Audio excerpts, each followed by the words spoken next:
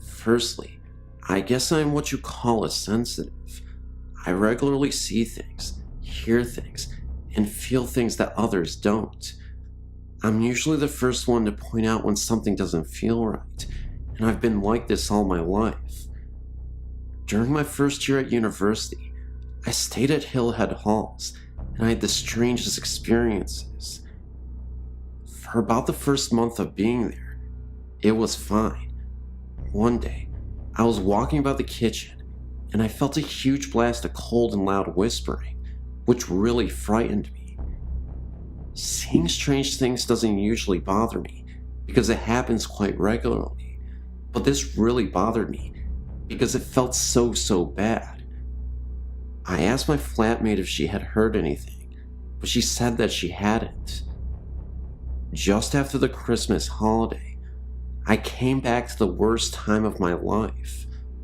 Firstly, there was a man walking around my flat. He was very tall, wearing all black, including a black hat or hood, and you could not see his face. I saw him outdoors and inside the flat. He frequently had a black dog with him, which often walked by my bedroom door. My flatmate got really scared of being alone in her room, as she felt there was someone watching her from her door.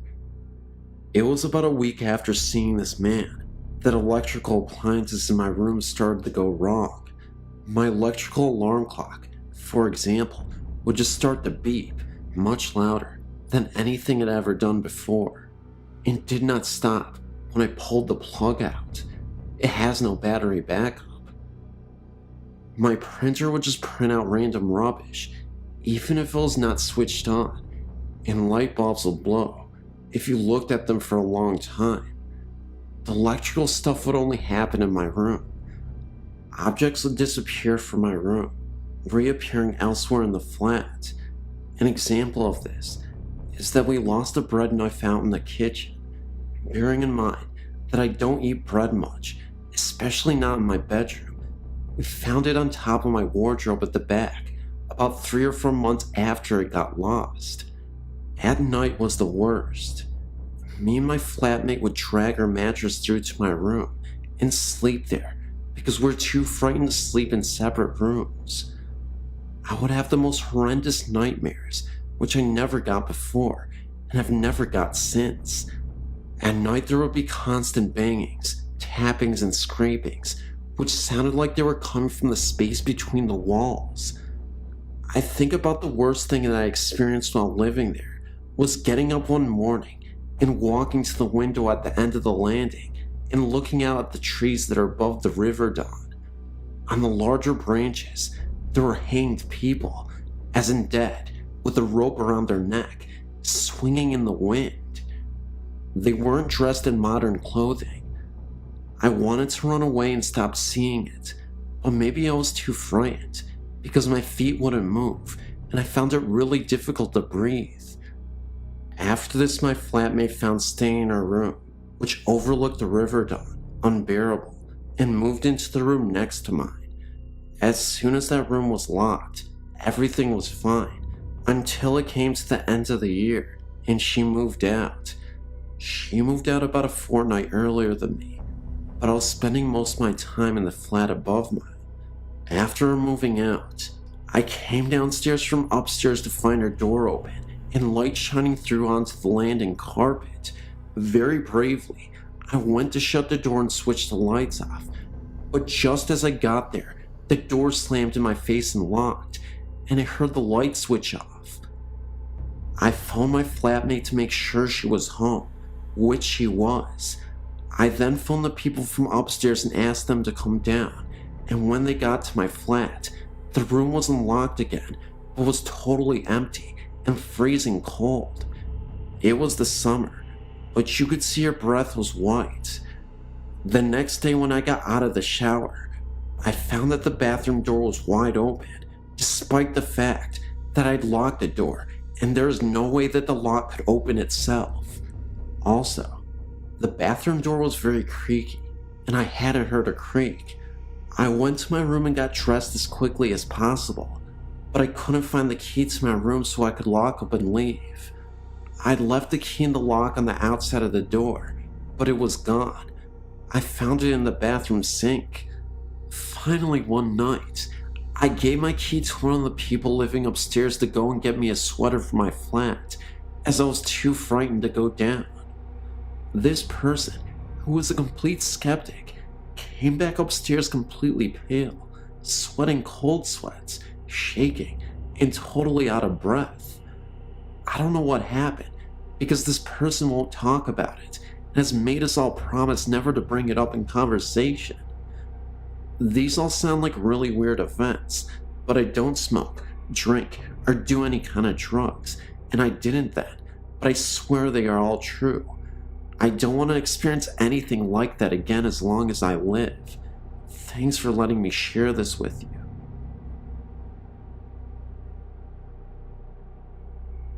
My friend and I went to Alabama during our senior year in high school to visit my grandparents. Now, my grandparents lived in the middle of nowhere, little town. You blink, you miss it. Anyway, there wasn't much to do, so one day we went exploring. Down about a half mile from my grandparents' house, at the end of the road, was a huge pasture. It hadn't been inhabited or cared for years. There was a large gate with a no trespassing sign. This made us curious to see what was hiding back there, in the middle of nowhere. We crawled under the gate and started walking. There was a gravel path and nothing else but trees, grass, and insects. We kept going for about a mile until we were in a fully wooded area. This is where the strangeness happened. First off, we stumbled across an old graveyard with only about 3 graves in it. Looked like a family. The tombstones were dated back to the early 1800s. I took photos that I can send at a later date if you'd like. Across from the graves was a waterfall. We decided to sit and take in the sight. While sitting there, we heard horse hooves galloping closely. We turned and saw nothing. A little while later, we heard what sounded like something being swung through the air near our heads. Nothing visible though. It spooked us, and we decided then that we should probably head back to the house. On the way back, we heard the horse hooves again, and this time we ran, got back to my grandparents' house, and replayed our story to my grandfather. This is where it gets spooky. He said that a while back, he stumbled across the waterfall too, and decided to sit and fish at the bank. He heard the horse too, and heard the swinging, which he described as a hatchet or something similar. Only he said that he turned and he saw a man on a white horse, carrying a machete, and appeared to be clearing the fields, but it wasn't really there, like he and the horse were transparent. He said that's when he took off running too. The only thing I can think of is that at one time, someone lived on that land, which is why they were buried there. I can tell you one thing, it spooked me then, but now I just realize that people just stayed there where their home was. I haven't had any opportunities to get back to that area, but if I do, I may go visit them.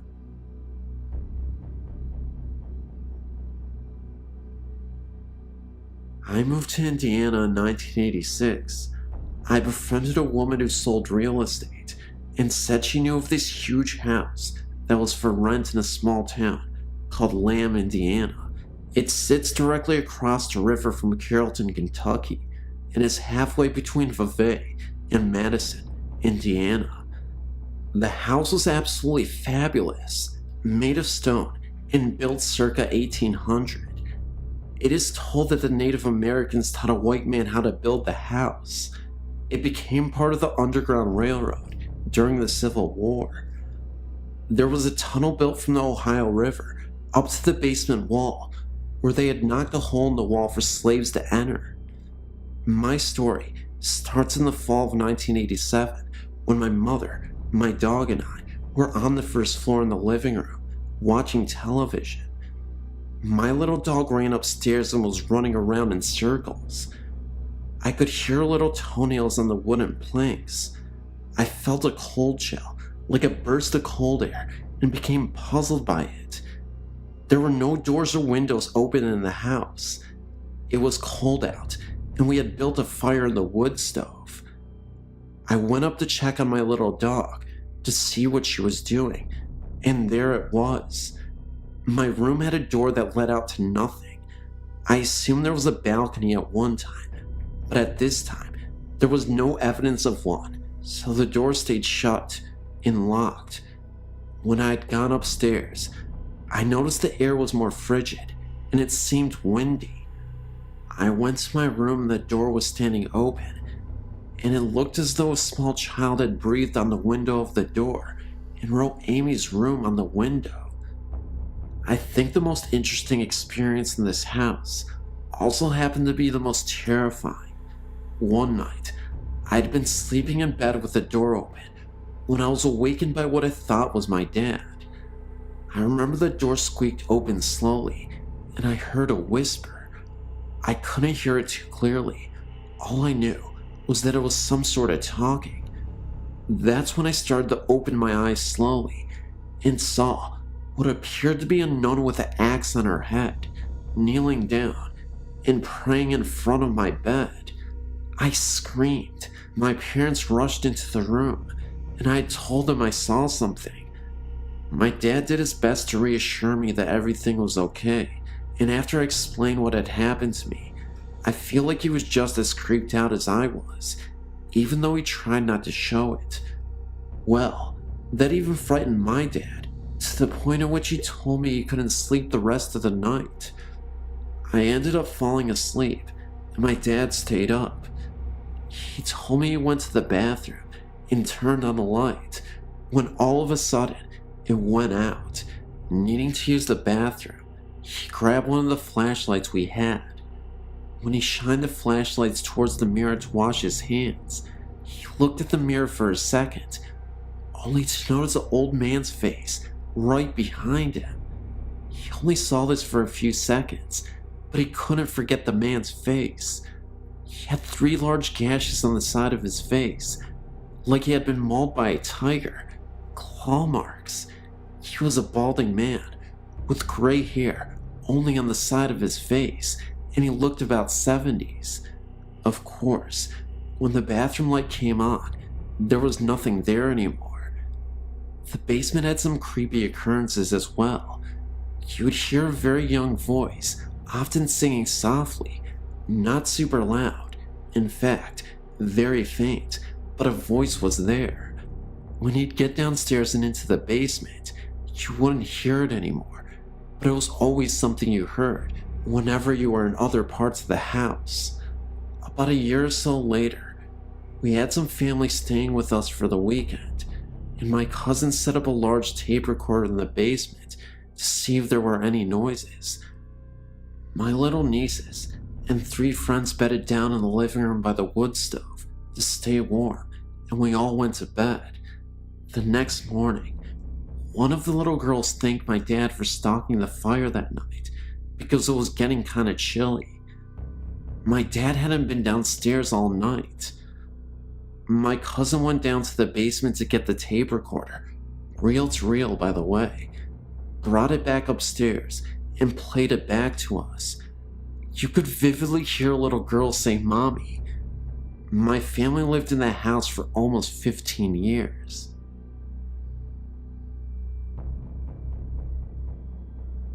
This is a wonderfully chilling and rather classic, if that can be said, Scottish tale ghost experience. My mother, who was attending university in St. Andrews, Scotland, was walking home from a party. It was about 11 o'clock on a chilly November night. It should be noted beforehand that St. Andrews was, centuries ago, the religious capital of Scotland, and the ruins of the great cathedral still stand in the middle of the town. Anyhow, she decided to take a shortcut to the dorms. Instead of taking the road, she began to make her way through the soccer pitches. These were surrounded by spinneys of trees. As she crossed the fields, she noticed what appeared to be 3 policemen at the road at the end of the pitch where she was heading. Though not that close, she could see that they wore heavy clothes, like the Scottish policemen's coats traditionally worn in the winter. She didn't want to be found by them at that late hour and went to the nearby trees to hide. To her chagrin, they began to move towards the center of the field, though not directly at her. She stayed put. As they came closer, she realized that they were walking on the air, about 3 feet above the ground. Furthermore, they were not policemen, but monks in clerical robes. 2 of them were supporting a third in the middle, who seemed to be wounded. They passed only a few yards away from her, so that she saw them very clearly. Oddly, their feet moved very slowly, but they were moving through the air very quickly. When they came about parallel to her, my mother, mad with fear, ran as fast as she could back to the dorms, clearing a fence that was as high as her, with one leap on the way. A violent wind kicked up against her as she ran, as if trying to blow her back. The next day, she went back to where it happened. At the very spot where the 3 monks had passed near to her, she found 3 black cats eating the carcass of a rabbit that they had just killed. In another note, the mystery as to why the apparitions were floating is easily solved. The ground was leveled in order to make a proper playing field. The monks were simply walking on their own terrain, as it would have been in medieval times, 3 feet higher than the leveled field.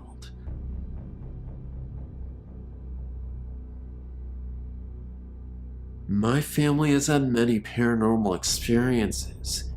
When my mother was a child, they purchased a house near Martins Ferry, Ohio, that had some strange occurrences there.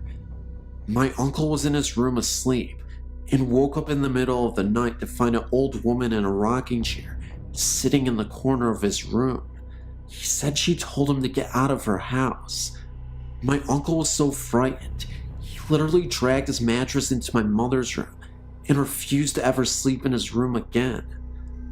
My mother-in-law also saw the woman and can vouch that she was real. My great-grandmother would also see a small black devil-like creature with glowing red eyes outside her window at night. None of my family's pets lived very long in that house either. Their fish were found dead in their tank one morning. All of them. Here's the thing though. The water was somehow boiling hot. My mother's hamster was found dead in its cage too, and I've been told it looked like something had maybe scared it to death from the expression on its face. Also, every night, my grandmother would dream that the house was on fire and they couldn't get out. After living in the house for 6 months, they moved out. The day after they had moved out, the house caught fire and was almost burned to the ground. To this day, my aunt still has ghost experiences. At one of their old houses, they would turn out all the lights, lock the doors, and would come home to find that every light in the house was on. I never felt comfortable being alone in the house upstairs. I would feel like someone was watching me when there was no one else upstairs. And in the house they live in now, they were in bed one night when they heard a blood-curdling scream coming from their living room. They ran into the living room to find nobody there, and all the doors in the house were unlocked when they knew that they had been locked before they went to bed. Also, my aunt was in bed, and someone told her that her baby's daughter's face was covered by her blanket, but no one else was home. I swear this is absolutely the truth. I wanted to share my family stories with other people, so they can know that maybe they are not alone out there.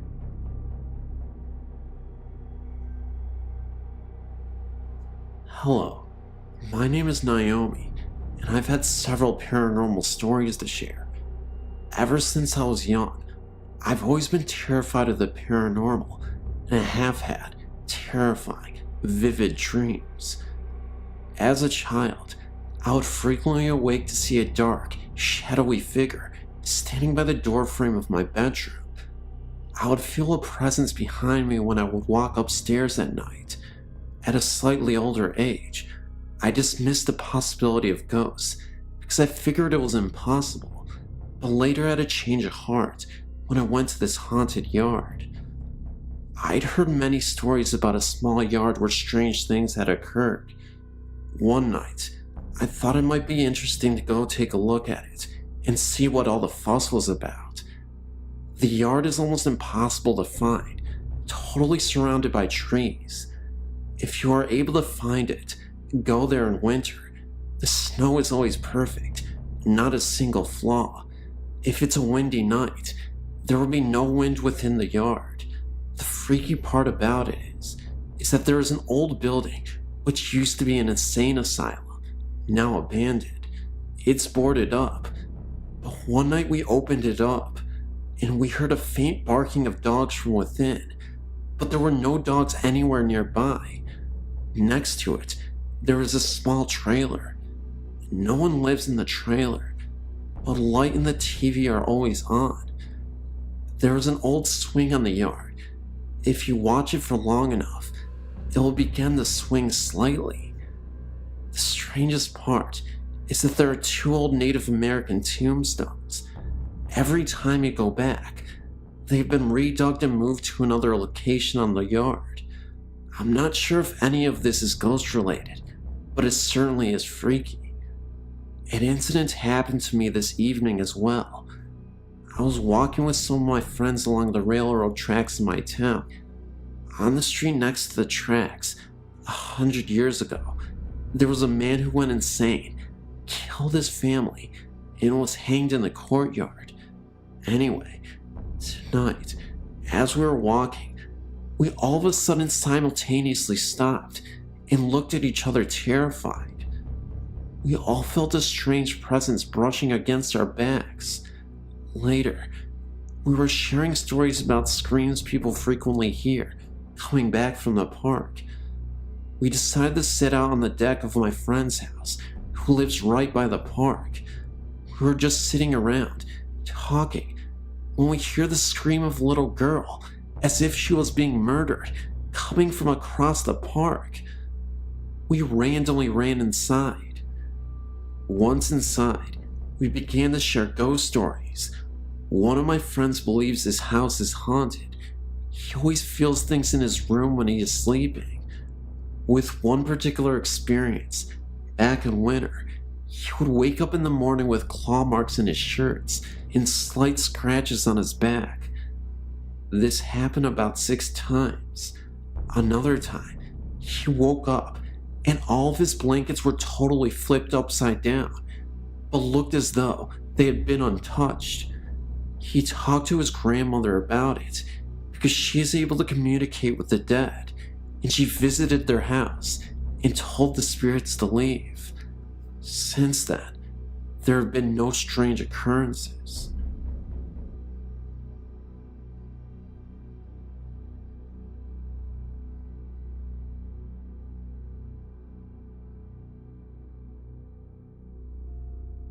This took place shortly after I turned 16. My dad was working up in Oregon and Washington, but was based out of Rainier. I went up to live with him, I guess just to do something different. I was used to being around the city type of atmosphere, and it wasn't too long before I grew bored. Not that the Oregon country girls in that area didn't stir my blood. It's just that they mainly wanted to waste their time getting high or drunk, tipping cows, or shooting the passing ships going down the Columbia River, which I don't mind. I just miss the city lights or something.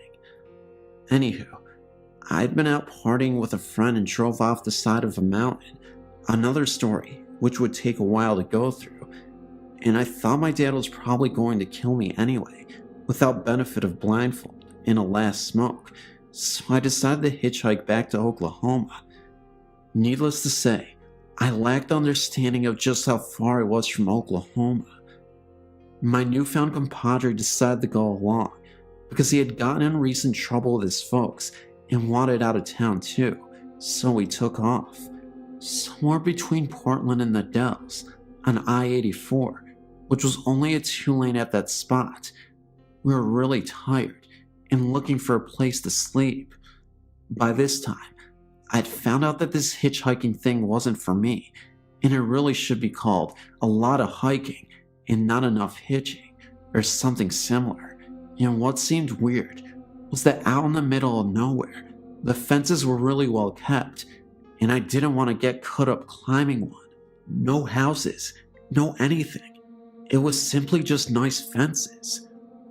Anyway, we found a rather peevish looking fence about 3/4 of a mile before a bend in the road. The moon was out and actually lit up the area pretty well. There was about 3/4 of a mile behind us from the last turn in the road, and like I said, about the same in front of us before the next one.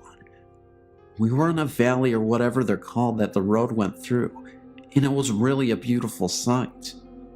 Just as we were fixing to jump the fence, a car came around the bend from in front. Of course it was too far off to see us when it rounded the bend, but we didn't want it to see us climbing the fence when it came abreast of us, like the owners of the land are out cruising in the middle of the night. The sides of the road in that area sloped down at a very sharp right and were gravel, at least on our side of the road, so you didn't have to go far to be below the grade of the road and out of sight of passing motorists. It went down probably 15 feet though, well below the road. Come to think of it, I don't think I've ever seen anything quite like that since. Just as we were sliding down the slope out of sight, I caught sight of something way down the road, just the side of the curve. The lights of the oncoming car caught it, just as it was making the curve. Whatever it was, went down the embankment on the opposite side of the road from us. I asked my friend if he saw it, and he said yes, he saw something. After the car passed, we peeked over the top of the road, and right when we started to climb back onto the roadway, because we decided we didn't want to sleep in that area anyway, we saw what appeared to be 2 guys pushing a motorbike climb up where we saw it go off before. This was still about 3/4 of a mile at least off, down the hill near the curve. We slid back down the slope, out of sight. I really don't know why. Then we kinda just looked at each other. A motorbike? We both looked at the incline behind us. If you pushed a motorbike off the side of the road down this embankment, you'd have a heck of a time stopping it before it went all the way down, and the river was on their side, and even a harder time getting back up. I couldn't imagine trying to get it back up to the road, assuming it didn't go into the river. We both peeked over the top, breathing really quiet and shallow, watching for another couple of minutes, when all of a sudden, it stood up. It wasn't 2 guys pushing a motorbike. It was something that had been on all fours and stood up, and it was huge. At least twice as tall as us, and by the way, we weren't midgets. I almost crapped myself. I started looking around, and the fence, by this time, was looking mighty small. Thinking really fast in that fight or flight mode, and the flight was definitely the way I was leaning towards, I realized that, thank God it had been his turn to carry the backpack, which would slow him down, and had the only food we had in it, and on top of that, I thought I could outrun him. Maybe it wouldn't want both of us.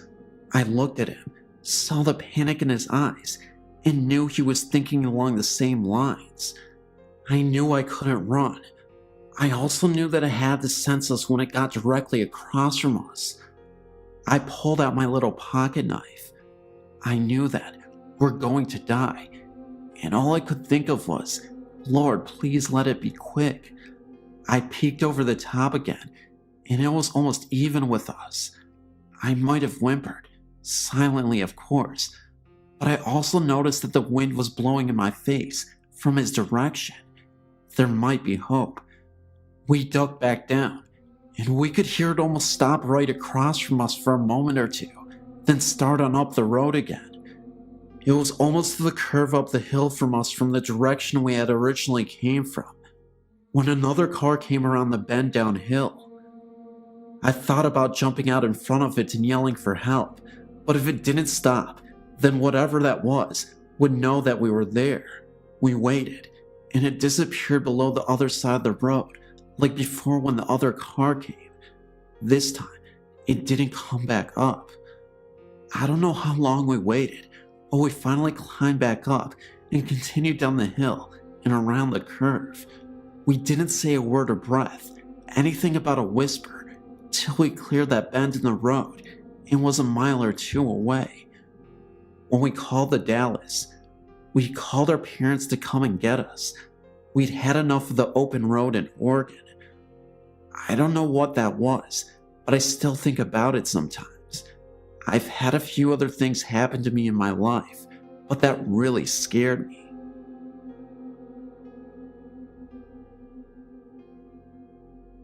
My boyfriend and I saw the state park on our way from Arkansas to Illinois and thought we should check it out. We'd never heard of this place or even seen it before. We parked in the parking area and got out of the car to explore the woods. Naturally, I had to use the restroom, so I went to the bathroom, and once I got to the toilet, I had a terrible feeling of being watched, and I truly felt like someone was in the bathroom with me, but obviously, I was the only one. The feeling of this presence was so unbearing and evil that I ran out of the bathroom the second I finished with my pants down. Once I got out of the bathroom, my boyfriend and I started down the path. Within 30 seconds of walking, and still within 30 feet of the bathroom, my boyfriend and I heard a loud footstep, crunching the leaves. In fact, it was multiple footsteps. My boyfriend thought it was a bear or something, because of the heftiness of the steps, so he was searching and searching for a bear, or anything, but he couldn't find a thing. I didn't mention the bathroom to him, but after not too long, I insisted we continue. I know there is something terribly evil in that bathroom. For a while, nothing else odd occurred, and we continued on the path which goes down to level ground, with a large lake on one side. But soon after we got to this level ground area, the sun started settling, and that's when things got uneasy again. We both started to hear something large walking in the leaves again. Sean, my boyfriend, really wanted to see what it was, and at this point, I felt like we were really in danger, and that something else, unnatural, was there. So we barely started to move farther into the woods when Sean told me he saw a shadow or something farther in. Then, I was done. I told him we had to go, and I cannot be here any longer. So, I ran like hell back to the car, and Sean was close behind me. Once we got to the car, I was at the passenger door, ready for him to unlock it. And of course, he tells me that he hears that thing we've been hearing in the sparsely wooded area, directly in front of the parking lot, which is to the very right near the parking lot, and that he has to see what it is. So, I had him throw me the keys, and I got in the car. He got in within a minute, and I asked him if he saw anything, and he said he just saw that a dark shadow moved behind a tree, but nothing else. Needless to say, we booked it off that mountain, and it really seemed like a car was trying to chase us down the mountain. But we may have just been super spooked from the woods experience we just had. But I will note, we were driving at about 65 miles an hour, and the speed limit was way less. I forget now what it was specifically, but I want to say between 30 and 40 max. Plus, it was a mountain road, and very windy, and frankly, difficult to traverse at 65. Also, during the time I was taking pictures, the whole time we were in the woods, nature shots, that was actually the entire reason we were there in the first place, and the pictures were neat. The day ones didn't have orbs, but the night ones all did, and I thought maybe it was from the lake reflection or something. but I took a picture out of the car window at the moon right after we got in the car, and in that photo, there's the moon and like 30 orbs. It's amazing to me. I mean, I've never taken any orb photo ever before, and I took another photo of the moon out my window about 30 minutes after we left the mountain, and only the moon. I did some research to find anything on the area. It seems it was established in an old Indian burial ground, but few findings on much else, and I never found anything on cars chasing you out of this place. Be careful. During the day, the bathroom is really the worst part, and seemingly off the trail, but I just wouldn't go at night. And also, Sean didn't seem to have the feelings as intensely as I did, so if you're the right person, the feeling might not be too overwhelming.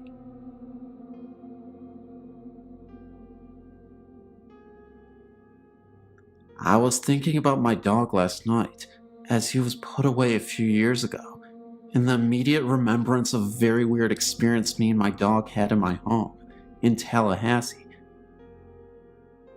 This home, prior to any construction behind us, was all wooded landscape and ran into Lake Jackson. Within this wooded area were several Indian burial mounds. One day, shortly after I moved there for a new job, I took my dog for a walk, unleashed, back in the woods. I saw those mounds, but really did not know that they were Indian burial mounds. My dog and I both walked over these mounds just being adventurers. When I returned from our walk, my neighbor asked me jokingly if I let my dog run loose back there, and my response was yes. He then stated that I would see a black bird perched somewhere soon in a tree close by, and that this bird would be watching me. I laughingly asked why, and he said that if we walked over those mounds, we would have possibly wakened the spirits, and that the bird was their watchful eye on me. Well, of course I thought this man was crazy, but he was actually a very nice and intelligent man, as I learned later. So only about 2 days later, I returned home from work, and I recall thinking about the black bird Betty told me. So I peeked around the left side of the home to look into the wooded area, and lo and behold, there was a blackbird perched on a tree, staring at me. He would not take his eyes off either. Needless to say, that was creepy. So that very night, I was in my office, and my dog was usually laying in the living room by the fireplace. As I was doing my work in the office, my office chair was budged about 2 to 3 inches forward, with a force that felt like someone actually pushed the chair. I instinctively reached by, looking over my right side, expecting to see my dog. No dog, nothing. So I quickly went into the living room, only to see my dog laying down facing the hallway entrance, which is where my office resided, as well as 2 other bedrooms. And he had his head between his paws, staring and growling at something in the hallway. Talk about getting freaked out. So I grabbed my dog by his collar and tried to lead him down into the hallway, and he resisted every attempt. He was scared, obviously, and he definitely saw or sensed something. I did not see anything at all. As I walked into each room through that hallway, I did not see or sense anything. Then I walked into the bathroom in the master bedroom to find that my candle, which was lit, went out. So that night, I kept all lights on. The following day I came home and looked again for that weird bird. He was not there. So I took my dog outside to do his thing, but then noticed he was limping. Then he fell to his side with pain in the backyard. As I made the observation, I noticed that in his groin area, he had a large tumor-like bulge coming from this area. I immediately took him to the veterinarian, and I recall she had no explanation for it, but prescribed medication to reduce the swelling. Within 2 weeks or so, the swelling went away. Looking back at that, I really feel that the spirit, or whatever it was, made that happen. As my dog was still young and very healthy, After that week of weird occurrences, I never had anything further happen. I never told my neighbor what had happened, as I did not want to look silly or have rumors flying around. But for sure, I can tell you that I know in my own gut that what that neighbor told me came to life. Dogs can definitely sense or see these spirits, as we cannot apparently. Between the bird, the bump on my chair, my dog growling and acting scared, and the bulge in his groin area, all made sense that something was in that house. Never walked in those woods again. I no longer reside there either.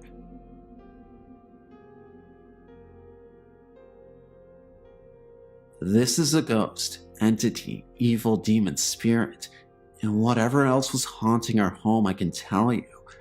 I will never forget what happened as long as I breathe air. We moved into this big house when I was 15.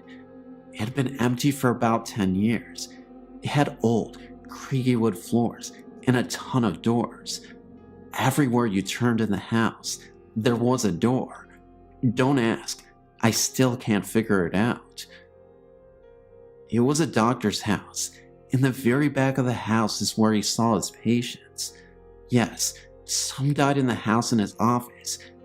Both my grandparents also died there. The very first thought we had activity, about 3 a.m. in the morning, there was someone banging on our front door. My grandfather would get up, and no one would be there. This happened all the time. We'd drop our car keys in the glass bowl right when we walked in, and they would be in a different part of the house. Things were always showing up all over the house. It likes to play tricks all the time. So many things happened, I can hardly recall them, all but this one I will never forget in my life. I would love to forget it, but it just won't go away. I was 20 years old and just had a baby. I had my daughter in a bassinet beside my bed. I fell asleep watching Michael Jordan play basketball in the Olympics. My bed had a tall headboard that sat up against my bedroom window. I also had floor-to-ceiling curtains, very heavy curtains. The windows were shut. The curtains were shut too. I was sleeping on my back as I fell asleep to the TV. The TV was still on, and the baby was fast asleep. All of a sudden, I felt a strong man's hand covering my whole face. He was trying to suffocate me. I was in panic mode. His grip on my face and nose was so tight that I couldn't breathe or scream. I was looking up at the ceiling thinking I'm gonna die, right there, right now. It seemed like an eternity, and I was losing my breath. Then, the phone beside my bed rang. It stopped. I jumped so far out of the bed across the room and looked back thinking I was fighting off an intruder, and no one was there. I looked out the window. Nothing. I looked in the mirror, and I had a bright red handprint on my face. It was evil. It was an evil something. I was praying out loud for whatever it was to get the hell out of my house and leave me alone. I've never been that terrified in my life. Never. I looked out the window, and it was pitch black. I got the feeling like something was out there laughing at me or mocking me. The baby never woke up. It was her father on the phone. I told him what happened, but he thought it was a dream. I know from the start it was as real as I'm sitting here telling you today. Not long after that, my grandmother and grandfather died in the house on 2 separate occasions. I was left in this huge house all alone with my 2 children. They were 1 and just months old. The house was always freezing, no matter how high the heat was on. I would hear talking that I could never make out. Footsteps up and down the hallway, pinching, grabbing. The lights never worked. I changed the bulbs all the time. When I did the laundry where the old doctor's office used to be, I could feel a breath on my neck. I could see shadows of people out of the corner of my eye. It was a living nightmare. The energy was so thick and heavy, even on the brightest day. I was scared to death to be there alone and go home after work alone. I would just sit up with the TV on until I could fall asleep and pray to God that I didn't have to go to pee in the night. I was so scared to get up. The day I moved from that house was the happiest day of my life. I could have stayed there forever in that big house, but I wanted out. I still to this day, 19 years later, have vivid dreams of what happened. All the things I heard and all the things I saw. I've only told a few people this story. I've seen and felt both good and evil from a very, very young age. My nanny told me I had the gift of seeing and hearing spirits, like I was a light to them. I've had so many experiences I can't count. Most are very bad, but I have a couple that are good. I'm terrified of the afterlife. I pray that God carries me to heaven. If you don't believe, I'm telling you, there are things you can't see, but they can hurt you and make you so depressed you want to die. They can touch you, hurt you, and mock you, and laugh in your face. I know.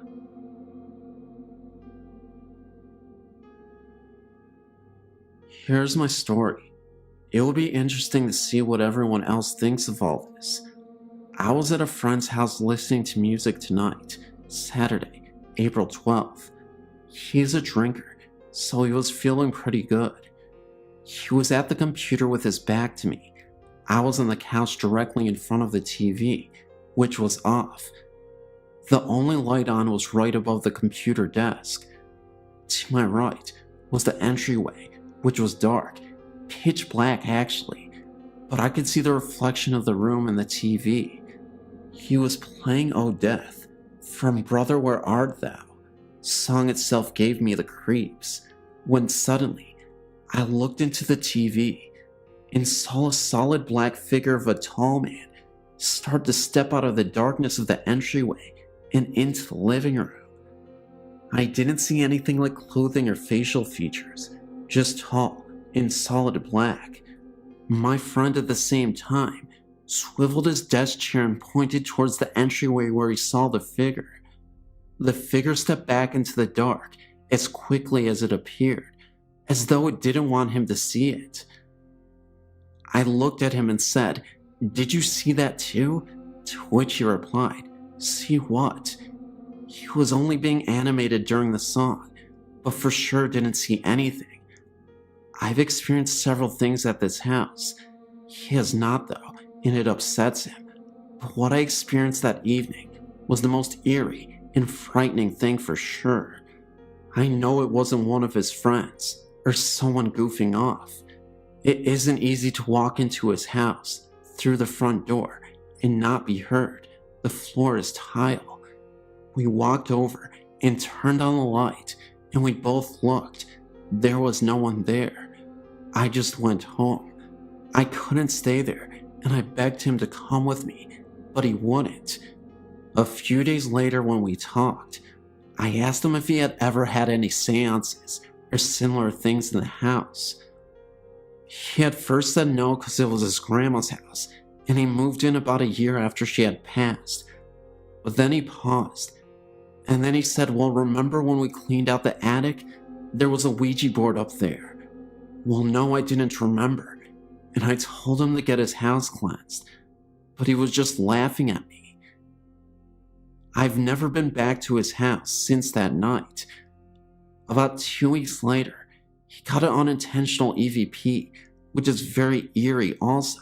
He has a voice-activated recorder and was recording a couple of programs off the computer for a friend at work. He turned off the computer and the TV isn't hooked up anyways, but when he woke up, there were 3 recordings instead of 2 on the recorder. I know he's pretty up on computers, but he didn't make this EVP himself. Actually, it scared him, and he said he wasn't going to listen to it anymore. When I was 13 years old, I had an experience that I can't explain, which gave me a horrible scare. Shortly after my grandpa passed away, I lay awake in bed one summer night, thinking of him, as I listened to my sister snoring across from me. My dad had left for work, and my mother was in her room with the door closed, wearing her usual set of earplugs so as not to hear our nightly chatter. As I lay there with my covers up around my chest, I could hear the traffic outside and people making all kinds of noises.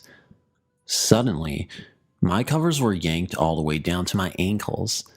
My first reaction was to just lay there and not move. I didn't know what to do.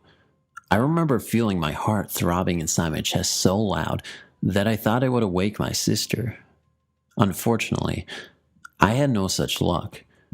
After a few minutes of lying so still and not moving, I decided to try and pull my covers back up to where they had been. Slowly, I reached down, barely moving, and with both hands gave a yank, but to my surprise, the covers were stuck as if something had a firm hold on them. The covers didn't even budge an inch. Oh my God, I thought to myself, what is under my bed? I tried 2 more tugs on my covers with no luck. At this point, I was so scared that I couldn't even speak. I was trying to yell, "Help!" but nothing came out. What am I going to do? I wondered. I thought maybe I could jump off my bed and make a dash for the light switch, but I imagined this hideous creature under my bed reaching out and grabbing my ankles as I sprang for the lights.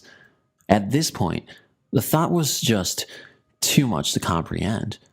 I was literally paralyzed by fear. By now, I was soaking wet from nervous perspiration and shaking inside from fear. I thought of all the bad things I might have done to make me deserve this night of terror. I decided to give it one more shot.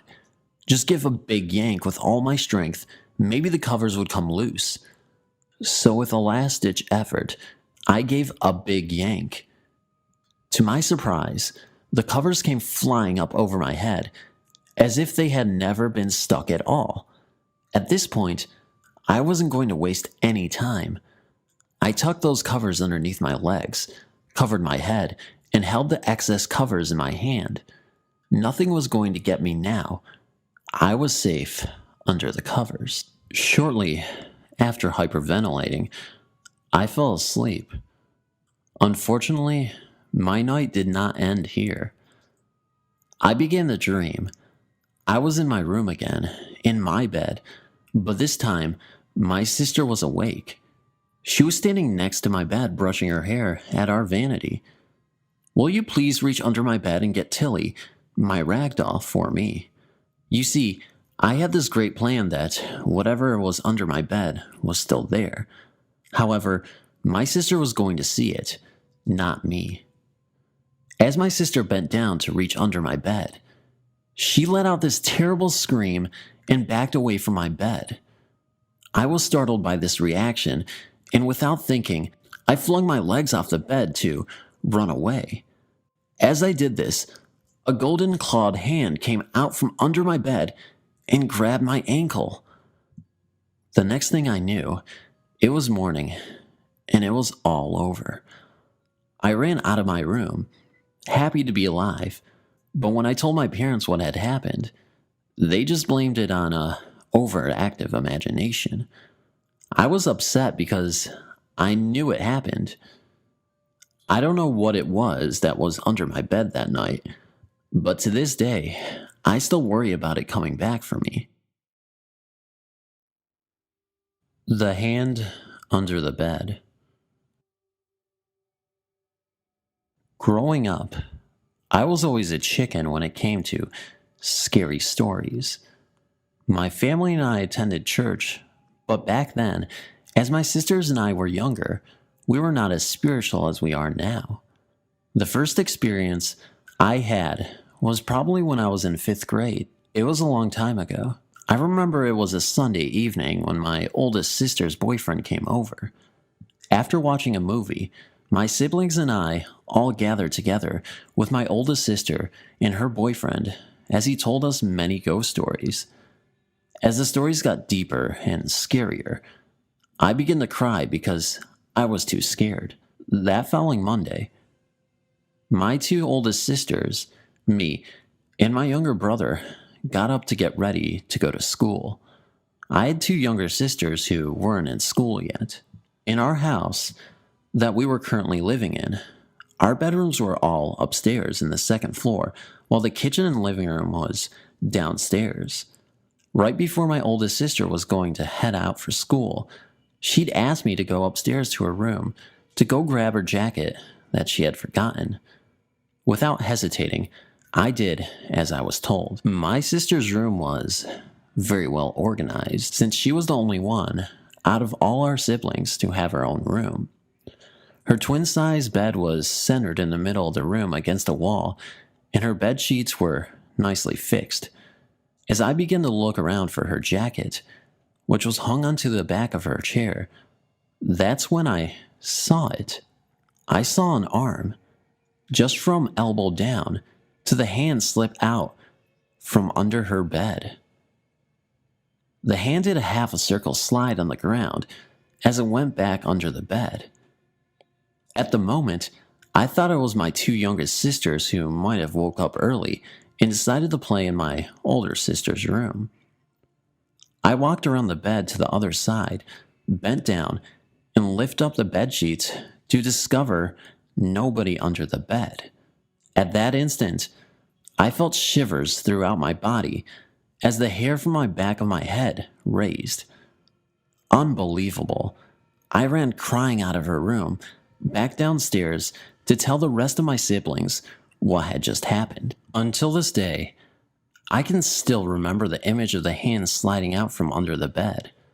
It might have just been a quick 5 seconds, but those 5 seconds still scare me until this day when I think about it.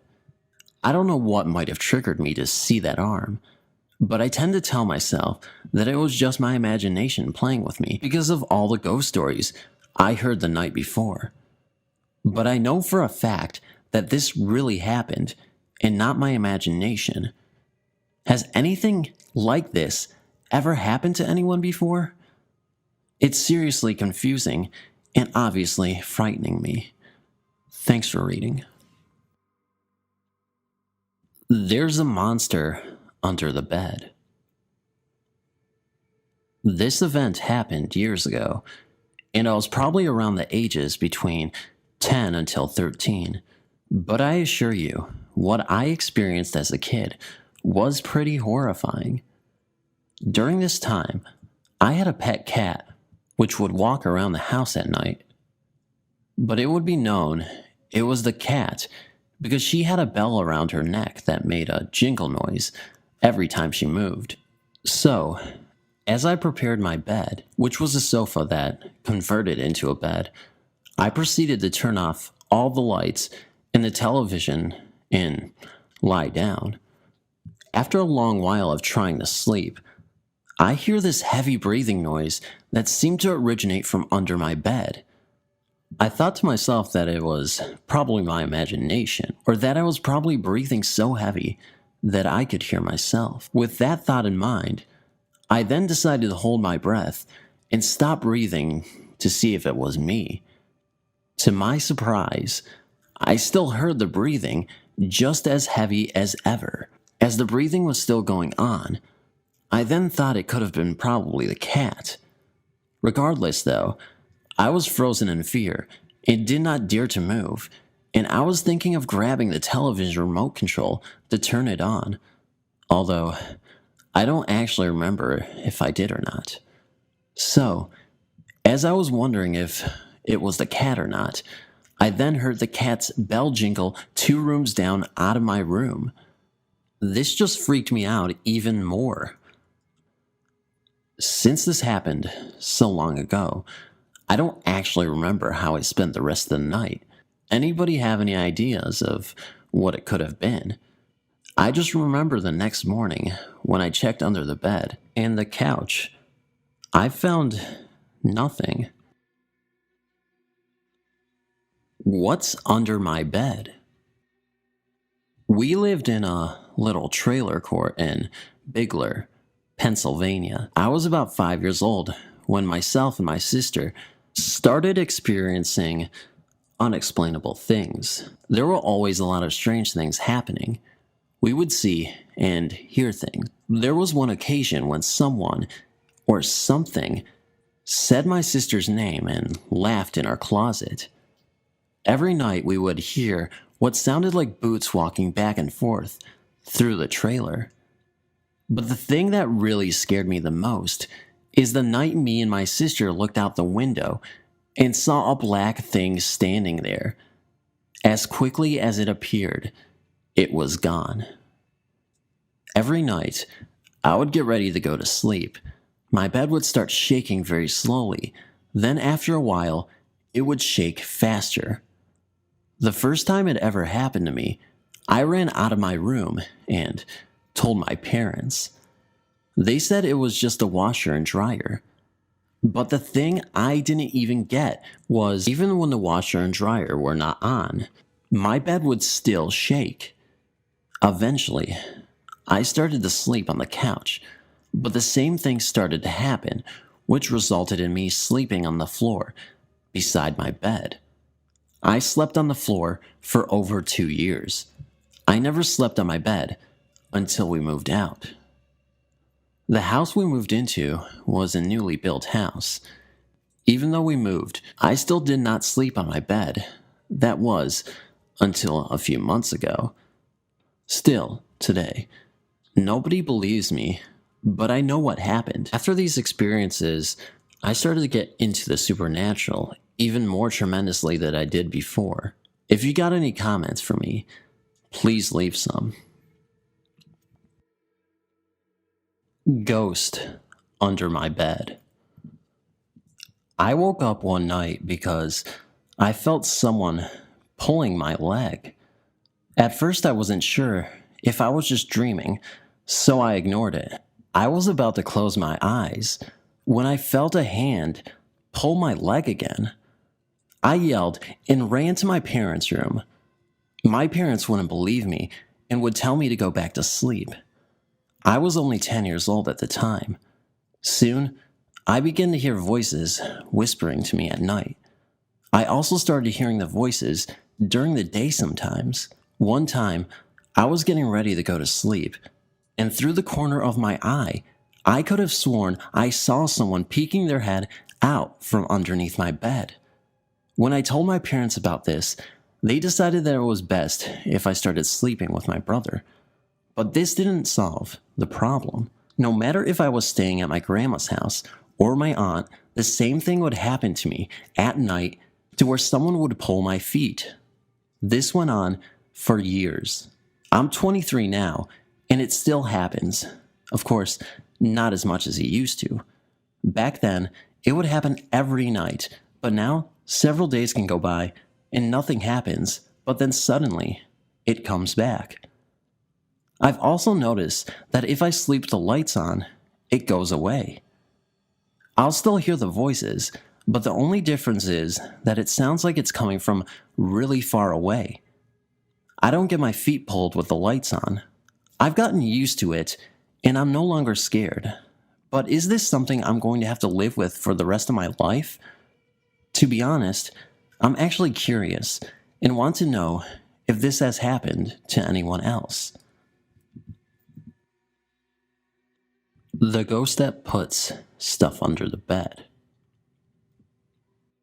This has happened to me a couple of times. My mom had a pink bracelet that had some very pretty glass beads. My sister took it and pulled it. The string snapped and the beads flew everywhere. My dad looked all over the floor. As my mom counted the beads, she was missing one. My dad and I checked under and around the bed. About 20 minutes later, my dad walked into the kitchen and said that he found the bead under the bed, balanced on its side. About a week later, my brother's game case went missing. My dad checked under the bed. Later, he checked again. It was under the same bed, in the same place, and same room as the bead. That happened to the gaming case twice. Then, My mom's hairbrush went missing for a month. It was in the same place as the gaming case and the bead. Why our ghost likes to take our stuff and put it under the bed, I will never know. I've noticed that it has not taken any of my stuff and put it under the bed. It's still a frightening experience. I know it's not as scary as other experiences people have had on this board, but I just wanted to let you guys know. Truly something under my bed. So I vividly remember when I was about 10 to 12 years old, paranormal activity happening to me right before I would go to sleep at night. This did not happen just once, but at least 3 or 4 times that I can remember between these ages. It would all start out right after I had finished reading and had turned off my lamp on my end table. My family is very Christian, and my dad had me read the Bible before bed every night. Anyway, I remember resting my head on my pillow once when I would feel something like a fist push up on the mattress beneath me. I was not sleeping, and I was not just imagining it.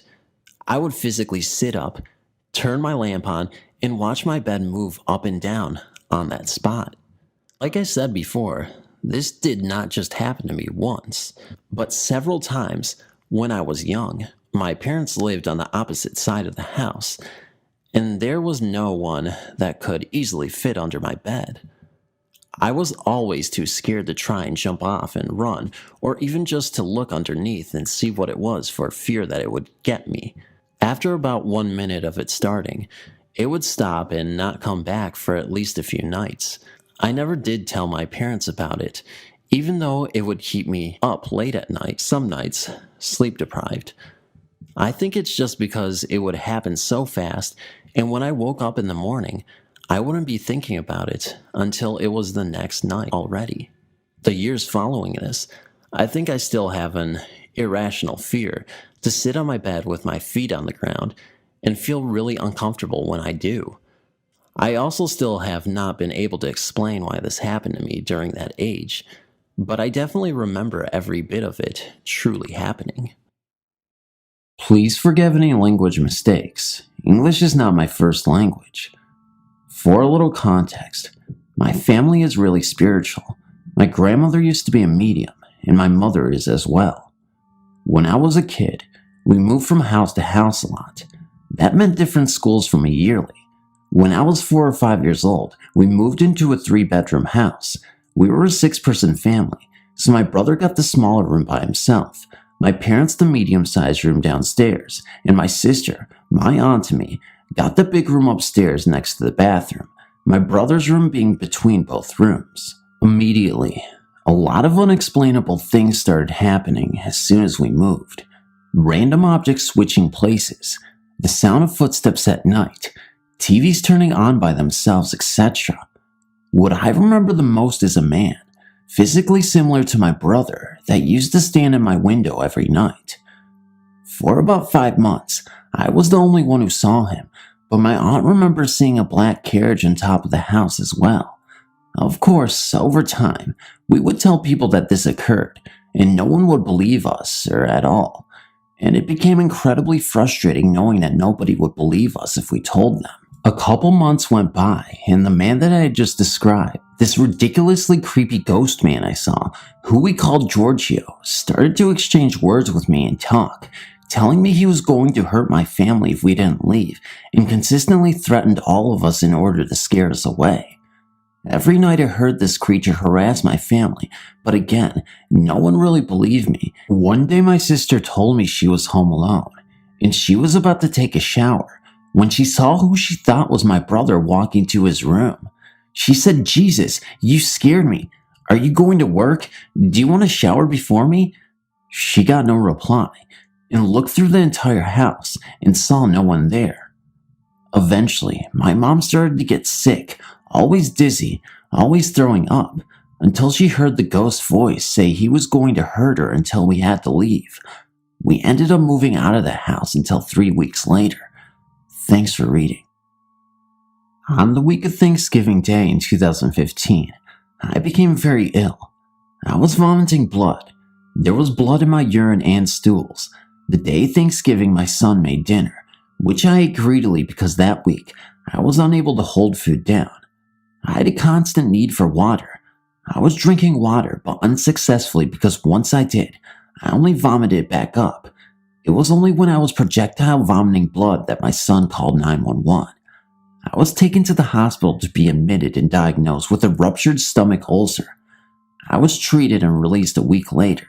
The day of my release, I came home and collapsed. My son called 911 and I was taken to the hospital. I woke up the next day to be completely paralyzed, only able to move my head. I couldn't move any part of my body. I would choke on water and food. They did a test and determined I lost the ability to swallow. I was broken. They said an unknown virus had attacked my nervous system. I then had to be put on a respirator as my body was slowly dying. The numerous CAT scans, blood tests, or MRIs was unable to find the source. I was in and out of consciousness. Then one night, I was visited by a figure in a cloaked black outfit. I wasn't scared, but then two appeared. They seemed to be arguing over who was going to take me. I was freaking out but calm since I lost the ability to scream out. I was forced into silence. I watched as the black cloaked figures with no face but skeletal fingers argued over who would be taking me. I then started to recite the Lord's Prayer, and then a powerful voice said that they weren't taking me. I then was asked by the powerful voice what I would change about my life, but the questions were presented on a wall by an overhead projector. I answered how I would change my life. The black figures disappeared, and the next day, I awoke but not understanding what happened. Was I visited by Grim Reapers? Was the voice of God what saved me? I never told anyone of this because I was told by certified nurses' aides I hallucinated often as this unknown disease took over my mind. I now know what my diagnosis was. It was transverse matildis. Was it a hallucination, or was I visited by death itself? Thanks for reading. In the winter of 1992 in Silver Spring, Maryland, a married couple of 25 years were murdered. Whom were they murdered by, you ask? Wait for it. Their son. Yes, that's right. Their own flesh and blood ended the lives of the people who brought him life. The following story is one of the most gruesome murders from my neighborhood. The parents' names were George and Dorothy Betchold. The house is actually 3 miles away from mine. My family had just moved into the neighborhood too, so yeah, what a great welcome. Their son Brian, while in Florida, turned himself in 10 days after the slaying. Neighbors who tried to get in contact with Betcholds assumed they were on vacation. Brian Betchold told police in Florida town that the devil made him do it. The police arrived, and what's even more disturbing is the fact that his mother, who was decaying on her armchair, was suffering from cancer, so she had her oxygen tank by her side. I can't even imagine seeing that. To add even more to the eeriness, his story reminds me of the notorious serial killer, the son of Sam. Brian killed his parents because his pet Rottweiler, who was the devil, told him to do it, but then Jesus told him to turn himself in. Brian is currently committed in a hospital for the criminally insane, where he will be for the rest of his life. As I look at a picture of him, 7 years after the murders, you can see the insanity. Not posted on here for a while, but have had a strange experience and would like some thoughts on it. As I have mentioned before, my youngest son has autism and attends a school that specializes in a wide range of differing abilities. I had attended his progress meeting, and as it finished close to the end of the school day, had decided to take him out the 20 or so minutes early, walk him into the nearby town, and treat him to dinner as he had gotten an excellent review. The school is set back from quite a busy road, and so obviously there is a crossing available for safety, and I always use it as there is traffic coming in both directions and is always busy and fast moving. I also encourage my son to use it as due to his differing perceptions, he doesn't comprehend dangerous situations, and I'm constantly drilling road safety into him, using the crossing, looking both ways, etc. Anyway, we pressed the button to stop the traffic. As I always do, I was holding his hand and coaching him. What do we wait for? The green man. Yeah, that's right we do. Cue the green man. It flashes up, and a loud beeping sound lets us know we are safe to walk across. As we are crossing the second half of the road, I look to my left to see a car coming towards us faster than it should be. It's not stopping for the lights. My son is on my left side. It's going to hit him. I can feel panic rising in my chest. I can't breathe. There's not a thing I can do. Too late to run and no way to go to either side to avoid it. Then suddenly, out of nowhere, I feel a breeze lift my hair, and suddenly, I feel totally calm, almost protected. Yes, I know how strange that sounds. I really can't explain it because seconds before my heart was pounding, I was terrified and convinced we were going to be mown down. But no, the car stops just before he hits my legs. Wait, my legs? Where's my son? I look to my right and there he is, looking up at me and smiling. I don't remember moving him to that side at all. I'm having a what just happened moment when my attention is drawn to the driver who is leaning out of his window, yelling at me and asking if I beeping know how to cross a beeping road as I'm obviously beeping sight impaired. Quite a charming individual. Usually by now, I would have been trying to hold my temper and not respond negatively due to my son being present, but I still felt really calm. I just pointed up to the green man, still shining brightly, and said, "Why, yes, I do." The driver looks up, turns pale, and then quickly drives around us and speeds off. I quickly steer my son to the other side of the road, and people from other vehicles are surrounding us, checking if we are okay, and others try and remember the license plate number, but everyone was in shock at what they had just witnessed. Suddenly, my feeling of calm disappears and my legs turn to jelly. Everyone around us is telling us how lucky we are to be alive. They thought we were going to be killed, and I have to admit, I'm not sure how we stood there unharmed. An older gentleman pats me on the shoulder and says, "Well, young lady, someone was watching over you today." Later on, I started thinking about it. Could he have been right? Was someone, something, watching over us? I remember the sudden feeling of total calm and protection that came over me. The fact my son was suddenly on my right, when I know he was on my left side initially, and I have no recollection of him moving, or moving him myself. Did I just do it instinctively and not realize? I'm not sure. It happened so quickly, but it seemed at the time that everything was in slow motion. Was it just luck? A guardian angel, perhaps? I welcome any thoughts on this. During one hot Saturday morning, my mom decided that she wanted to go to our hot springs resort, so she brought my older sister, a maid, and I with her. While there, my sister and I had a huge argument. I was so angry that I left and took a shower in my brother's room. My brother's room has 2 doors, one connecting to the living room and the other one to the bathroom. While taking a shower, I heard a knock from the door of my brother's bedroom, so I turned off the shower and I said out loud, "Who's there?" And no one answered. I thought maybe it was just my imagination, so I let it go. I turned on the shower again, and then after a few minutes, I heard a knock again, and this time it was loud. I turned off the shower again, and again I asked, "Who's there?" And again, no one answered.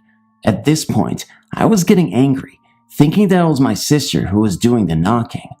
I opened the door to my brother's room, and there was no one there. I closed the door again and turned the shower on. After 5 minutes or so, I heard several knocks, but this time it was very loud and clear and felt whoever was outside had to use the bathroom badly. I ran to the door with wet hair and shampoo and about to scream my ass off whoever was in my brother's bedroom, but no one was there. I grabbed my robe and ran to the swimming pool, cursing and yelling, and when I saw my sister at the pool, I screamed at her. She looked quite shocked. Our mom, who heard everything, approached me to calm me down.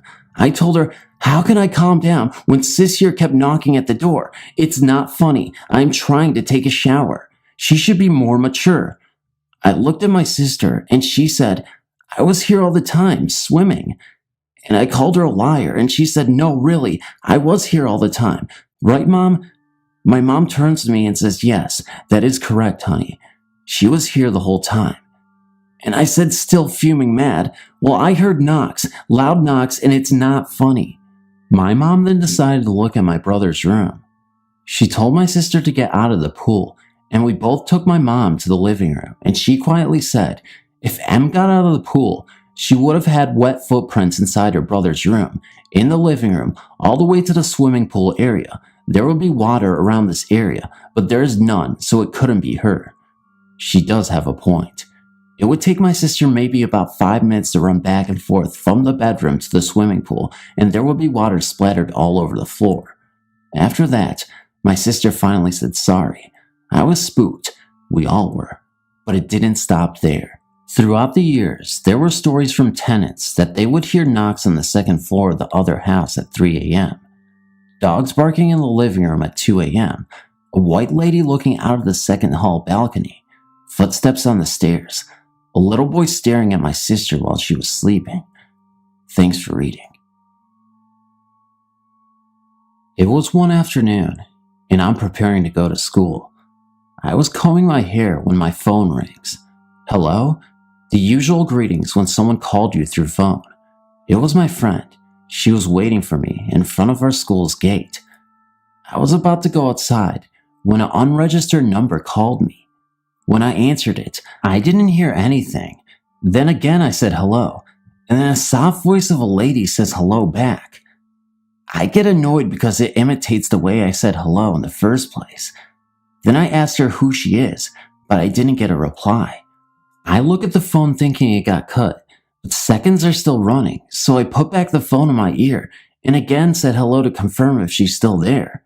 She again imitates me, but this time saying hello several times as if she's trying to make me mad, but in some way it kind of freaked me out since her voice was soft and it feels like the voice became louder every time she says hello. The call was cut automatically. I went outside to go to our school since my friend is waiting for me. But while walking, I tried to call the number several times, but the operator says that the number is not in use. Then my mom called me later that day and informed me that my dad's aunt passed away that afternoon. I told her what happened to me that afternoon, and she thought that maybe it's my dad's aunt. We're not that close though, but whenever she's visiting us in our house, she will always bring gifts for me, and she always says that she's proud of me. It gives me goosebumps and teary eyes every time I think of it. Even now, when I'm typing this story, I got goosebumps and I felt the urge to cry. I live in a small flat in Cape Town, not an old flat. I believe it used to be a garage. I've been experiencing strange occurrences my whole life, but now that I have moved out of my parents' house, it seems to have increased. It could be because I am able to just be myself. I've always been sensitive to these things, so maybe a lack of distractions have made the occurrences happen more frequently. It started with strange sounds and finding objects in different places than before, and the feeling of being watched, the usual. It wasn't until recently that I started to feel a little scared, and I'm sure it's because my fiance and I have been going through a difficult time together, and there's been an increase in negative energy.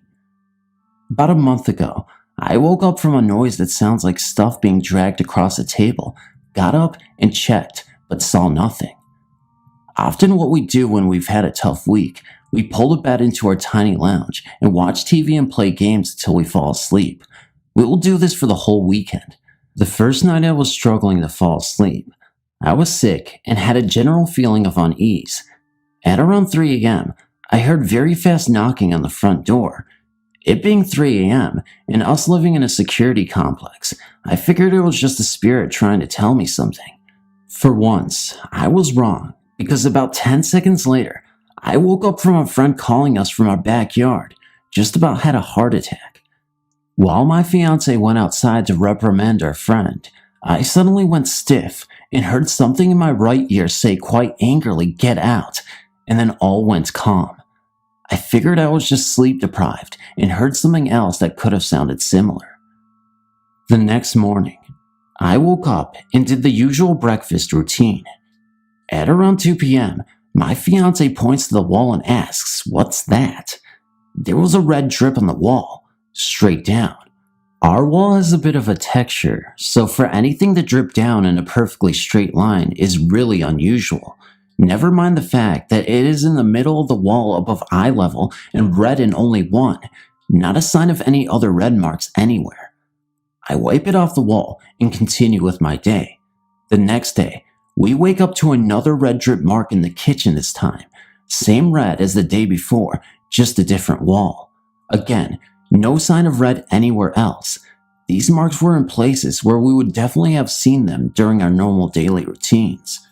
2 days later, I found my hamster dead in her cage. She was old but had gone from super energetic to barely emerging from her nest in the space of one day. I knew this day would come, but when I found her, she had her eyes open and her front paws pressed together. I was a little freaked out about the drip marks but shook it off. No physical harm done, so I did not feel threatened. The week starts again, so the bed goes back into the room and the week continues. I think it was a Wednesday night. We were watching TV and we heard what sounded like hammering coming from the ceiling. We have nobody above us or next door to us or even next door to that flat. The hammering continues for about 15 minutes. We decided it was time to go to bed, so I got my bed ready, go pee, and head back to the lounge to get my glass of water. My water was on the table that is against the back wall of the lounge, also where my hamster cage used to be. As I approach the table, a huge bang comes from the wall that shakes the paintings hanging against it. I couldn't move any closer. I left the water and just went straight to bed. Didn't sleep well that night. Since then, activity has stopped. The odd feeling of being watched here and there, but nothing else. I've developed insomnia since then, though. It's difficult to distinguish if our negative energy was making things worse, or if something brought negative energy into the house. There's this camp that I know of. It's referred to as Camp Connecticut, and it's a run-down camp. It's called the Run Camp because of its deadly history, where a group of men were once gathered, said to be a cult, and eventually the town had exiled them and were forced to stay at this camp outside of town. When abandoned, the caretaker's daughter was found brutally murdered in the camp, and all members of the camp denied any knowledge or participation in the murder. Whenever I go back to the camp, I've always experienced unsettling events that could be tied to the events just described. Experiences included voices. For example, a young girl screaming, which we thought could have been the young murdered girl. We have seen figures pass among the trees while walking through the narrow paths along the woods. In pictures that I have seen, there are many orbs near the main gate and near the large sign within the camp. Examinations shown not to be a photo error or bad development. There was also this insane experience that my brother's best friend and his friends had. He happened to take a trip here, and while walking the main entrance pathway, he came across a man standing there in all white clothing. They called to him, and there was no response, so they turned to go the other way, and when they did, this presence in the white was standing right in front of them, with eyes that were completely black. As they turned and ran, it seemed as if the presence began to run after them. Anyway, as they got close to the main gate, they turned, and there was no one behind them at the time. They stopped again for a second, and turned back to look behind them again. They recall that about 5 apparitions, all in white, were standing right next to each other, and then they disappeared. It was as if they were letting them know that there were more of these ghosts. They then walked back to the car and drove away. This place is very freaky to even just look at the main gate. I get scared every time I go. I will send our photos as soon as I get my scanner up and running. Thank you.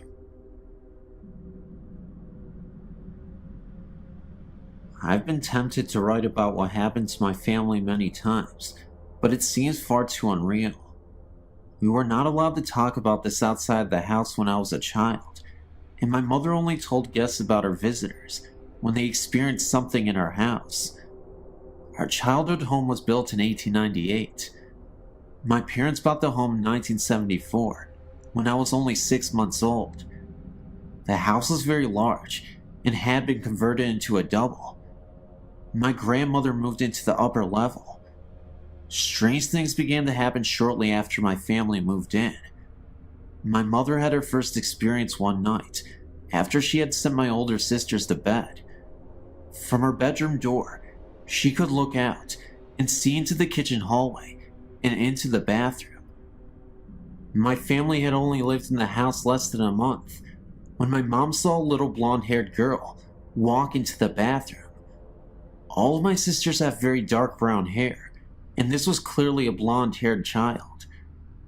My mother panicked and yelled to the little girl, but the door shut.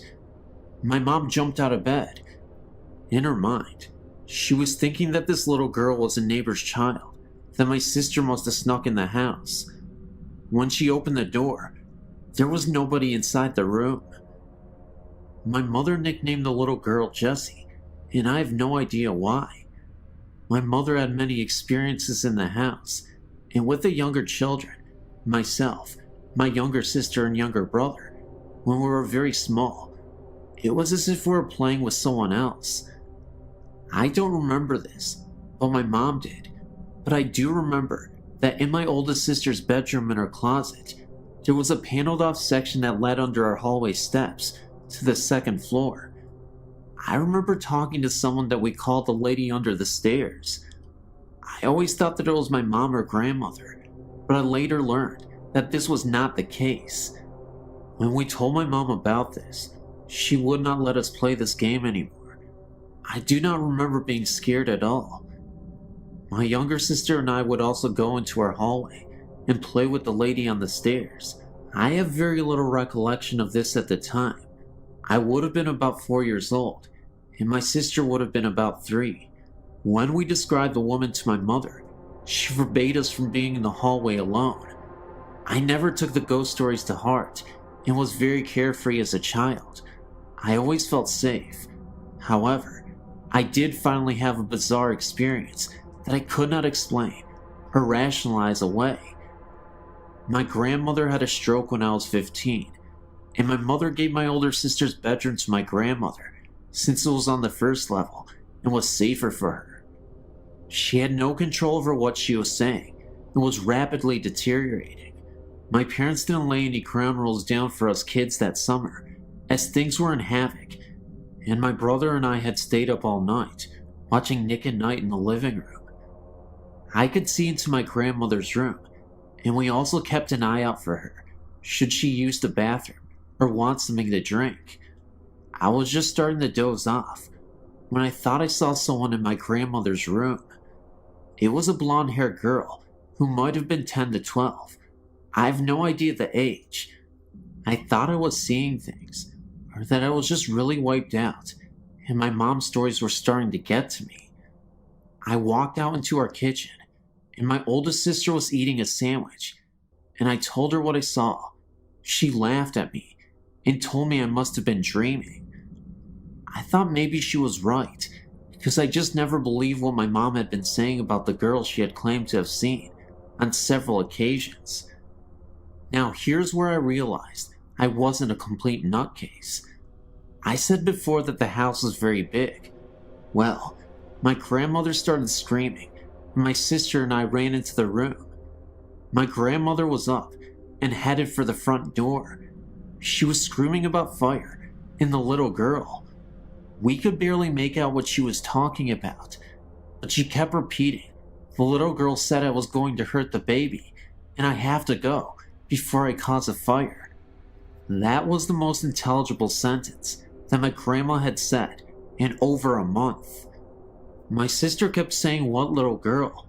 and my grandmother said, clear as day, "The little blonde-haired girl." My grandmother was 72 years old and short of hearing.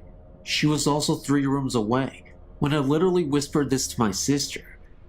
We woke my mom up because we did not know what to do.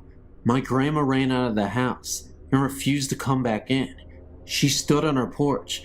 My parents took her to the hospital, and she was placed in a nursing home because even the mention of her house sent her into hysterics. The baby she was talking about is my younger brother, who is the baby in the family. My mom decided to turn the house into a one-family home again and had us kids, there were 6 of us, do the work. We did not mind, as we wanted the help, and it was a good way for us not to think about my grandmother all the time. My younger sister and I would be the only two sharing a room, but that was fine, as we are very close, and we were excited. Again, I was up, and could not sleep, so I went up to the room that would be ours. It had been my grandmother's, and I was scraping wallpaper off of the walls with a putty knife. We had started this project the night before, and I was bored, so I went up to get some more done. I was scraping the walls, and had been doing so for about an hour, when I heard a funny noise that sounded like the scraping noise I was making with the knife, but different. It's hard to explain. I thought someone was playing a trick on me, so I began to scrape the wall, and very quickly, I stopped. However, the sound that I heard continued, and it was the sound of scraping, but it was coming from across the room. I do not know if whatever was in the room was mocking me or playing a game, but the scraping kept going on. Whoever or whatever did not care that I heard them. I screamed. I thought it was one of my older sisters. I ran down the front steps and opened the door, and the house was completely quiet. Everyone was sound asleep, snoring. I woke up everyone in the house. I was terrified, and I never slept in that room.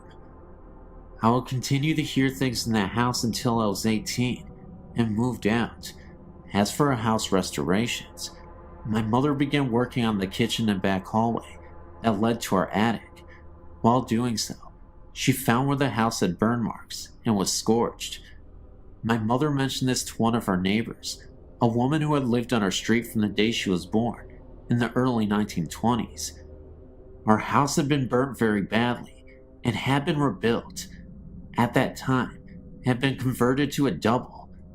A little girl and her parents lost their lives in the fire. My other sisters had things happen to them too. One of my older sisters was looking out the living room windows. Something grabbed her shoulder and called her name. One more thing, please don't think I'm nuts, but I've not had this happen in any house or apartment I've lived in since.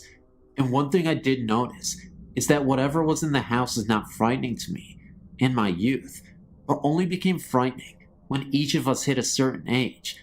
I have no idea why. This was also something I thought that was so weird. The little girl was never visible upstairs, and the woman was only spotted downstairs once. A neighbor who was alive when the house caught on fire remembered that the little girl's name was Jessica. My mom had been calling her that for years, and had never known what the little girl's real name was, but I just called her that because it seemed right.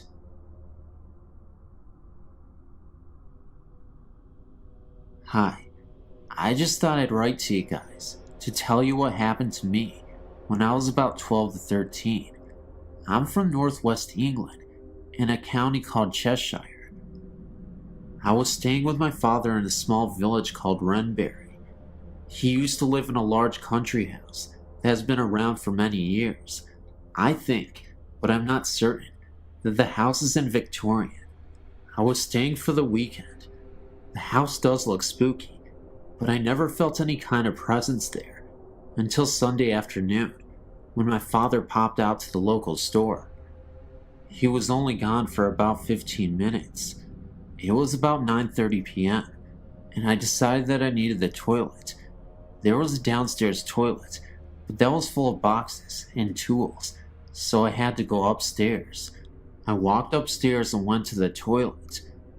After flushing the loo, as the noise from the loo had gone, and I was washing my hands, I heard the sound of a baby crying and screaming. Sound was coming from a nearby bedroom.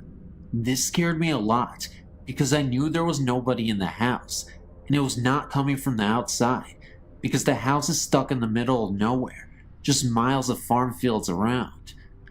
I walked out of the toilet, and headed towards the direction of the crying.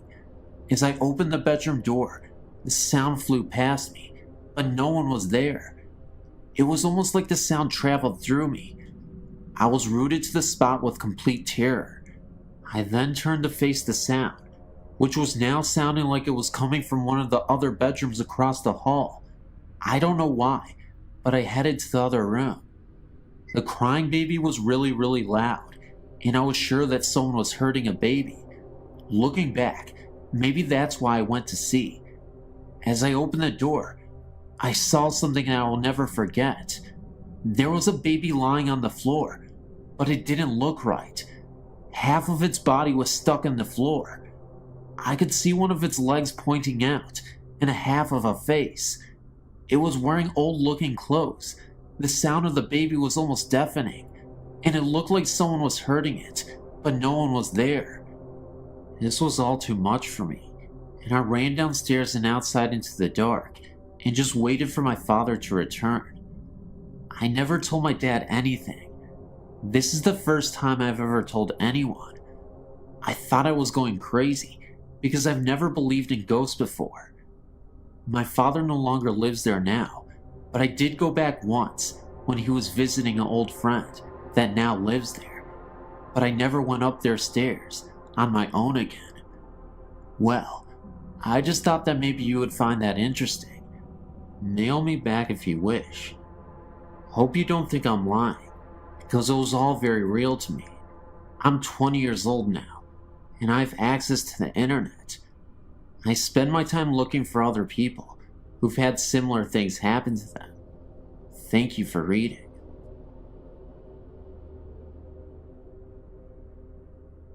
Many years ago, my family and I lived in a lovely Queen Anne style home. We lived in it for 13 years, 11 of which we experienced paranormal phenomena. 2 years after we moved in, we had a first of many odd occurrences. My daughter was in the kitchen, and I was upstairs, when I heard her call out that the upstairs toilet must have overflowed because water was running down the outside of the staircase. I ran to the top of the stairs in bare feet, only to feel water on the surface of the carpeting. I looked over the top of the railing to assure her that the toilet hadn't overflowed, and that was when I felt the wetness on my feet. But there were no water pipes in that part of the house. When I got down the stairs, I found the water running in rivulets down the wooden molding. My daughter reached up to turn on the light under the stairway alcove, and as soon as she did, the water stopped. We had to wipe the trom down, and we never found any reason for that activity. Months later, while preparing for bed one night, I heard footsteps running down the attic stairs. The door crashed against the opposite wall, and then nothing. I was terrified, thinking that someone was there. They would have to pass my room to get downstairs, but nothing happened. When we finally went to look, the door was against the wall. We even thought that maybe a ball had bounced down the stairs, sounding like footsteps, but there was nothing. Strangely, when we started to think our house had unseen guests, we were no longer frightened. As time passed, we had many more experiences. I heard a woman crying softly, but pitifully. 2 of my daughters saw images of old-fashioned children, dressed in long white nightgowns and mob caps. A visitor to my house saw the same thing, and asked me who the little girl was. On another occasion, my nephew was spending the night, and thought he saw someone standing at the top of the stairs, in a long white old-fashioned nightgown. My nephew was 16 at the time, and we hadn't told him about the house. My husband thought we were all crazy, because he didn't believe in this sort of thing. My daughter came home late one night, and was just lying in bed, going over her evening, and looked up to see a male figure, suspended over the bed. She watched the image dissolve from the top, as if it were sand falling. There were other things that happened there, although nothing dangerous, and finally, we sold the house and moved down. It was several years after we moved on from the house that we met a family that had lived there years before we did, and had very similar things happen to them. When they said their experiences were very frightening and mean-spirited. I sometimes think our guests moved with us, because from time to time, we still get very strange sensations in our present Victorian home. When I was 4, my brother was born, and my parents moved him into the bedroom next to theirs. I was moved into my very own room, upstairs. My older sister occupied the room next to mine. It did not take me long to realize that there was something odd about this new room I was in. I would wake up in the night, chilled, with the overwhelming feeling that someone was watching me. Sometimes, I caught fleeting glimpses of what looked like a shadow on one particular wall. When I mentioned the shadow to Mom, she attributed it to light play from the moon and other rational explanations. I tried very hard to believe her explanations and to make the shadow sightings go away, but I simply couldn't take the vision of a man in an overcoat, wearing a fedora. I could never actually see this man, just an outline, a shadow, but I knew he was there. I can't even say I felt threatened by this figure.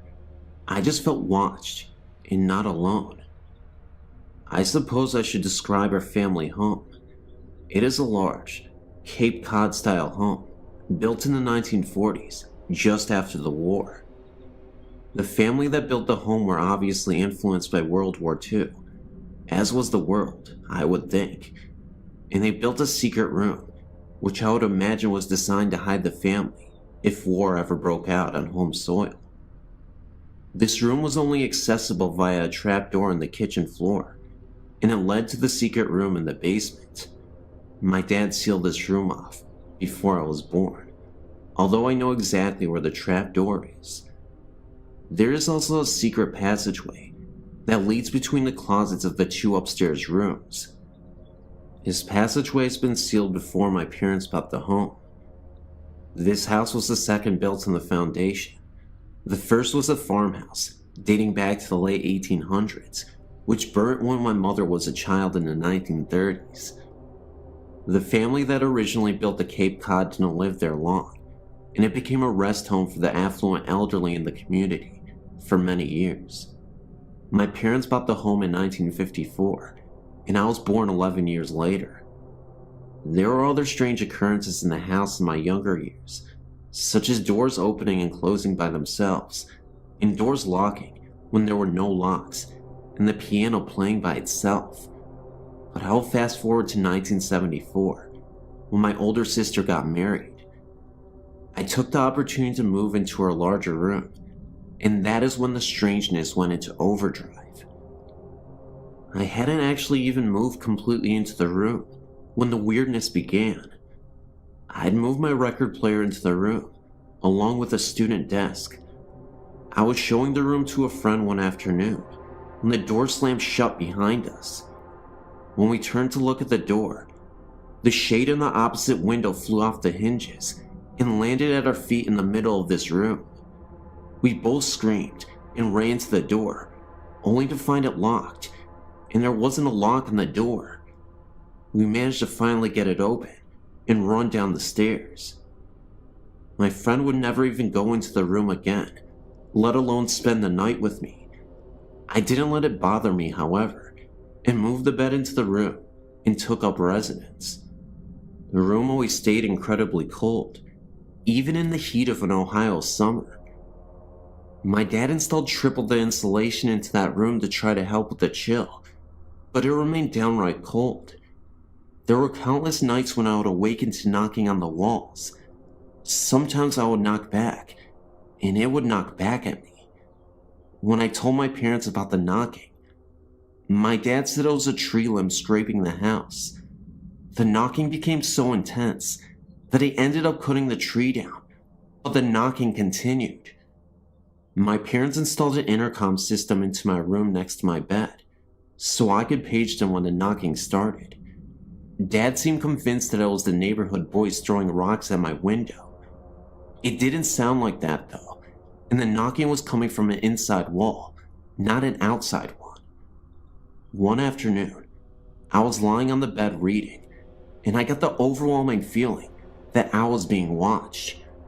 I sat up on the bed and said out loud, "Stop it! There's no such thing as ghosts!"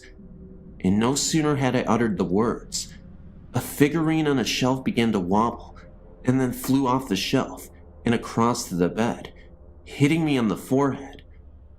I slept on the sofa for a month after that. My family was even beginning to notice strange things happening by this time. The television would turn itself on and off, or alternatively increase the top volume, without anyone being in the room.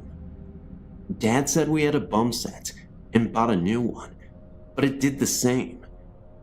We had the wiring replaced, but it still happened. My mom declared that if it was a ghost, it certainly wasn't going to run her out of the home she loved. This is true. She still lives there with the ghost. Other things that would happen in the house included radio switching on and off, lights flickering, the washing machine switching on and running a cycle, and of course the shadow wandering around upstairs. It was all beginning to frighten me quite a bit, especially the knocking noises. If the knocking started, I would buzz Mom in the intercom, and she would race upstairs, but as soon as she reached the top step, the knocking would stop. I began to think perhaps I was going a bit crazy. I went away to college, and something strange happened in my old bedroom about a week after I had left. I still had the same clothes hanging in the closet, and there were a few posters still hanging on the wall, but otherwise, it was empty. My mom heard a funny noise upstairs one afternoon and went up to investigate. She checked the first bedroom and saw nothing amiss and went down the hall to my room. She opened the door and discovered that the mirror tile on one wall had exploded all over the place. There were shards of glass sticking in the opposite wall and had scraped across the ceiling like claw marks. My posters hung in shreds. She noticed my closet door hanging open and shreds of glass sticking in the clothes, still hanging inside. She shut the door and waited for Dad to get home from work. He decided that it must have been a freak lightning hit, although the day was sunny and cloudless, and rang the insurers to come out and investigate. The investigator noted that the point of impact seemed to be the upper corner of the wall, where the mirrored tile met the adjoining wall. Oddly, he also noticed that the broken wood in the corner was pointing outward, as if the lightning had been inside the room and went out, instead of the lightning hitting outside and coming in. The insurance company still paid for the damages, although they could never find the point on the outside of the house where the lightning had come in. When I heard about it, I came home to view it, and noticed that the wall in question was the one where I had always heard the knocking. As I said, my mom still lives in the house, and strange things still persist. She keeps the washing machine unplugged, but unless the water is cut off, it still fills up. This is the third faulty washer we've had. The TV still plays tricks too. My dad passed away in the house 2 years ago, and on a night after he died, I was staying with Mom, although I wasn't about to go upstairs ever again.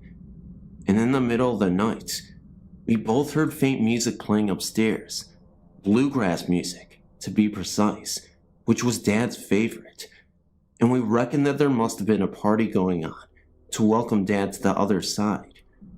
Mom has since sealed off the upstairs and only lives in the downstairs part of the house. My brother has had plenty of strange things happen to him in the house as well, as did my sister, and as a result, none of us want Mom to bequeath the house to us. She can't understand why.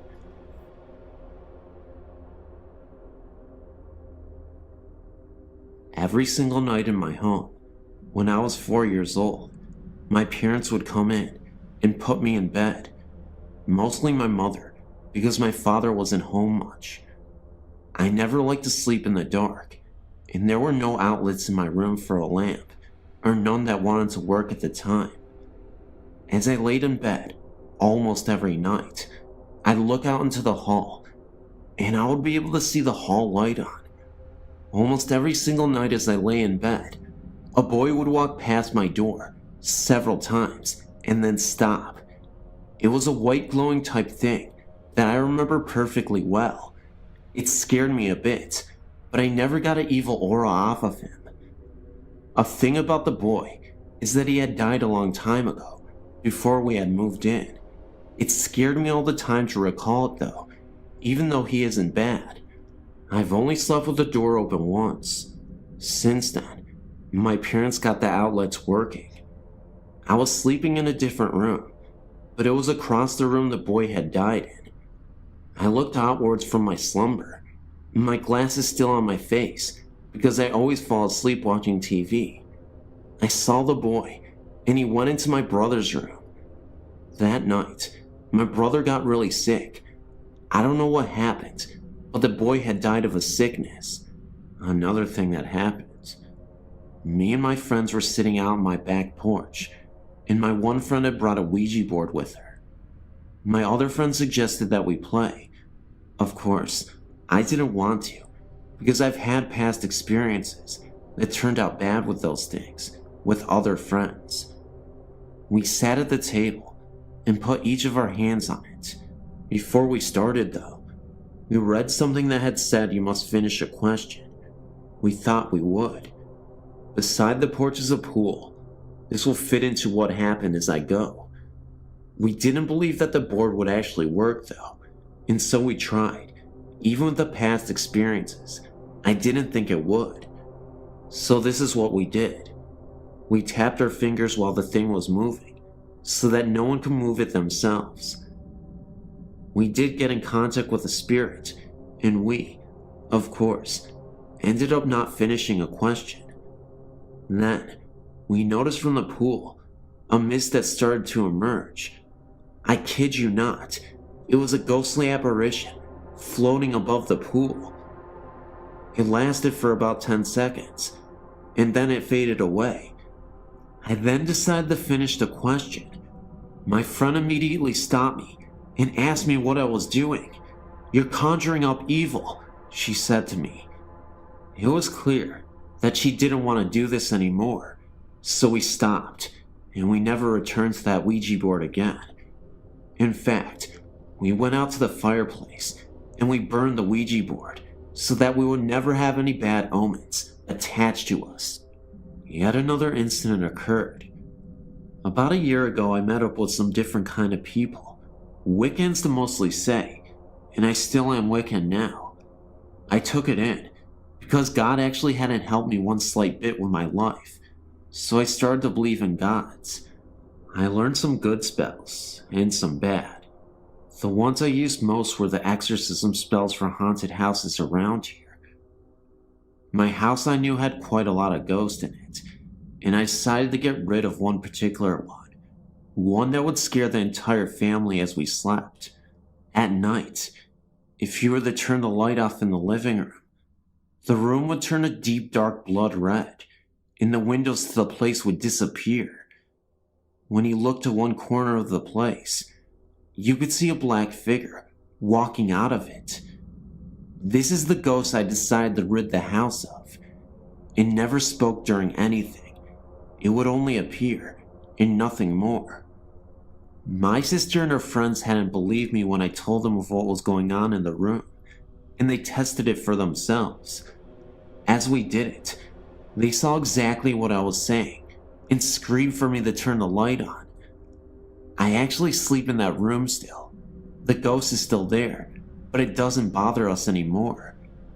When I had tried the exorcism, the ghost had gotten angry and thrown the lamp at me. If not for me dodging it and then grabbing it before it hit the wall, I would have been in trouble. It glared at me and disappeared. You're probably thinking, this is absolute bull, but I can assure you, it was not. And I tell you this, not because I really want you to believe in some fantasy story, but because this actually happened. I couldn't even believe with my own eyes what was occurring. When I returned to the room that night, and from then on, the ghost never came back, or didn't bother us anyway. There are other ghosts in my house, ones that are in the cellar, but I've only heard them, not actually seen them. Anyway, this last event occurred outside of my house. Anyway, One night I was out with my friends, against my parents' will. We had left when they were asleep. It was around 3 a.m. in the morning, and we wanted to see what was around the area. We went up to the graveyard near, and sat down by some of the older graves, deeper into the graveyard. As we were sitting there, I looked up to see a darkened black figure standing by one of the trees. He wasn't looking at me or my friends, but something else. I had been leaning up against a grave. I didn't have much respect for the dead at the time until after this. I turned around and looked up to see a white figure standing there, looking at the black figure. They then turned their eyes towards me. I tugged on my friend's arm, but she didn't reply. She was asleep, along with the 2 other people that were there with us. I backed up off the grave as the white one glared at me. When I got completely away, they had turned their eyes back to each other and had vanished.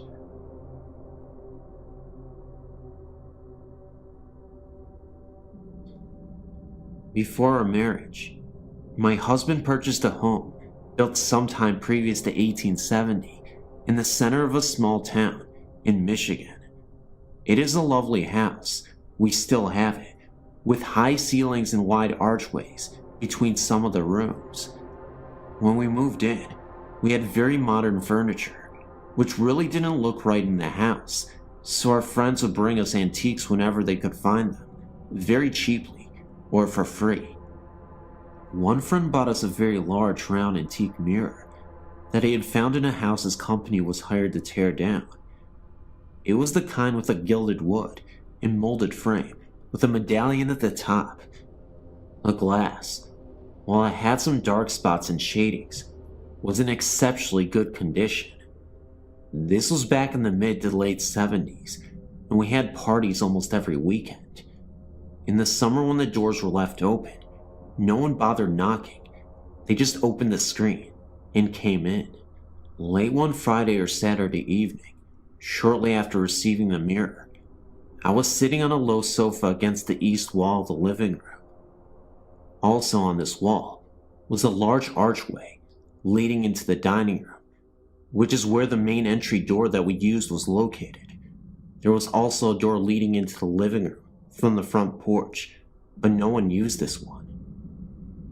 The mirror was hung on the north wall, right next to the couch where I was sitting. Everyone else was sitting in the middle or at the opposite end of the room, large room.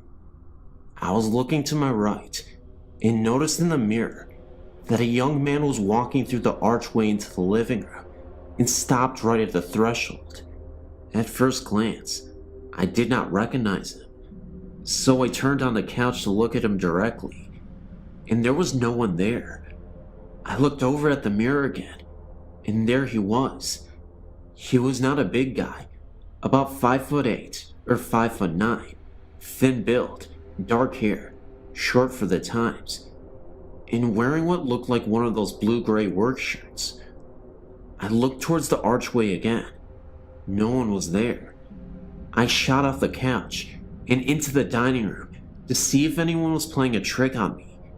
There was no one in any part of the house other than the living room. It made me very uneasy, and I could never sit in that area again. In fact, I moved that couch a week later, and even though the mirror still hangs there all these years later, I tried to avoid looking at it. A couple of years after this happened, I joined the local historical society. I met a wonderful tiny old lady in her 90s. She told me that she had been in my home many times during her youth, and I found out from her that during Prohibition, the people who owned a house would have parties with bootleg liquor. There was an argument late one evening, and a young man was killed by a blast from the barrels of a shotgun at close range in the area of the front entrance to the dining room. I'm not sure if it was him or not, but for 3 or 4 years after that, every night at 3:10 a.m., I would hear slow but steady footsteps on the creaky wood floors walk from the archway through the living room and up to the bedroom door. They always stopped right there, Thank God.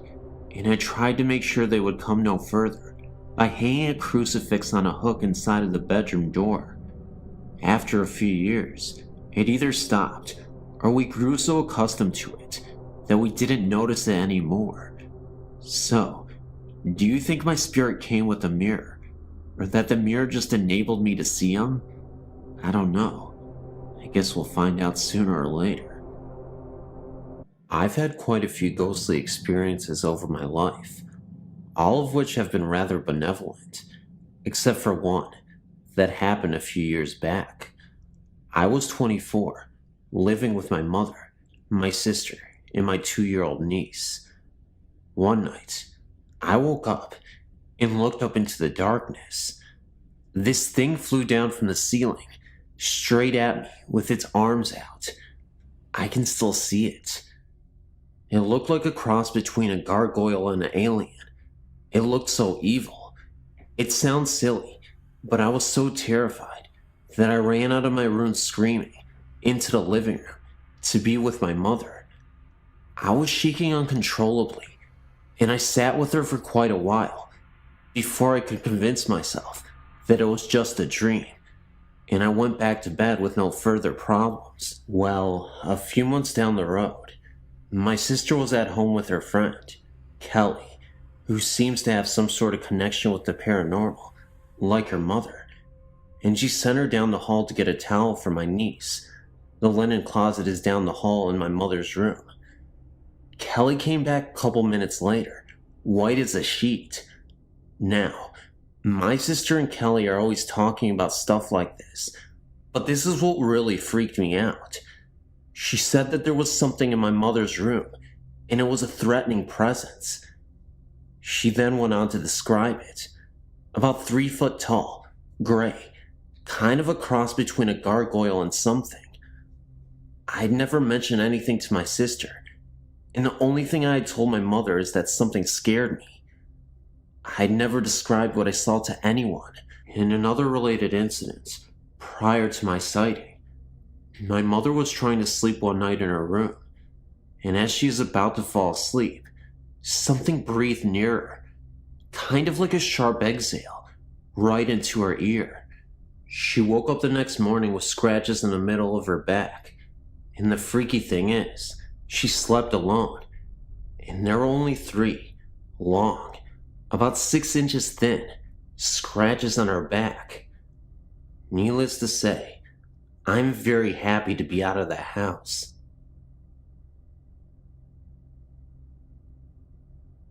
I'm not sure if this qualifies as a ghost story, but it was more than an ordinary dream. My cat Johnny, my sweet silver bad boy for 10 years, died at home of aggressive cancer in March. During the month between his diagnosis and his death, I showered him with even more attention than usual, so by the time he passed away, we were closer than ever. On several occasions, including at his grave just before burying him, I invited him to come back and let me know he was okay. A few nights after his death, I was aroused by a dream by the sound of Johnny's meow, coming from the direction of his special spot at the foot of my bed.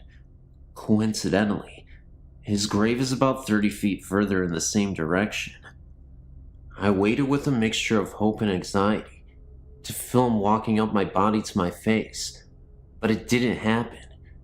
Instead, I became aware of something tickling my left ear and tried to reach over to pet him, only to find that I was paralyzed. That's when I panicked, remembering all the scary ghost stories involving a period of paralysis. That was the moment where I woke up, and I suddenly saw something in the corner of the room. It was a dark, small figure, but I couldn't really make it out.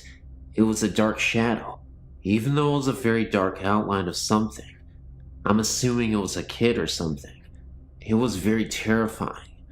I couldn't even believe what I was seeing. And then all of a sudden, it seemed like 2 Grim Reapers were standing right behind him. So this humanoid ghost, this figure, this creature, this child, was hunched over and was absolutely mortified himself. and these Grim Reaper type ghosts came to take him away. And just like that, within seconds, they were all gone. I guess you can say that my cat didn't return. In fact, I think a demon actually returned, but I guess that's up for debate. Thanks for listening.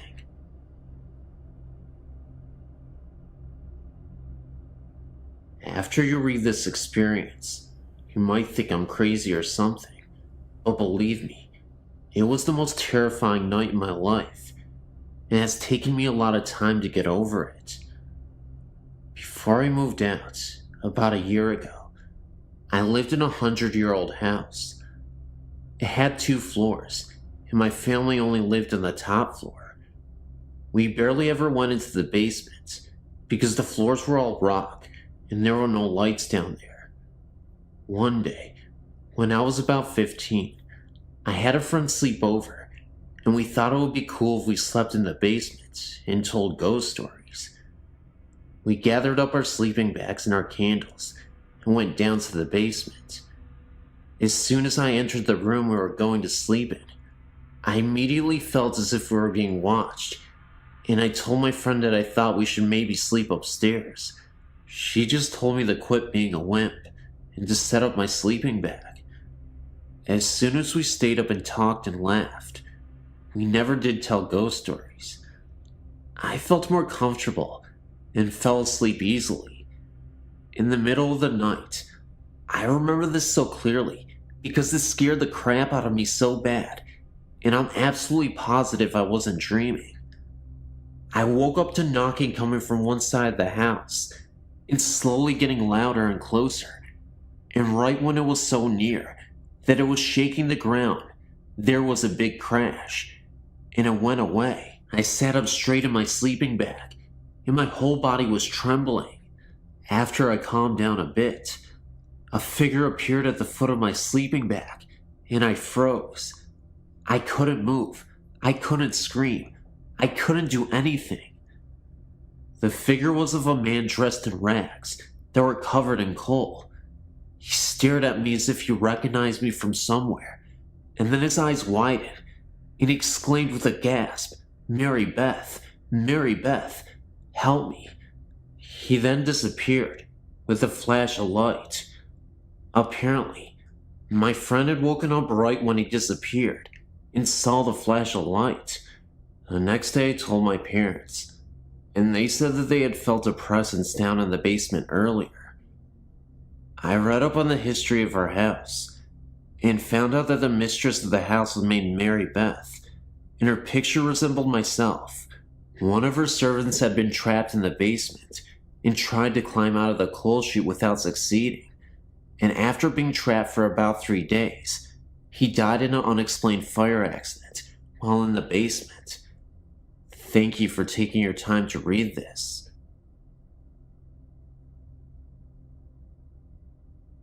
Hello, I have another ghost experience for you.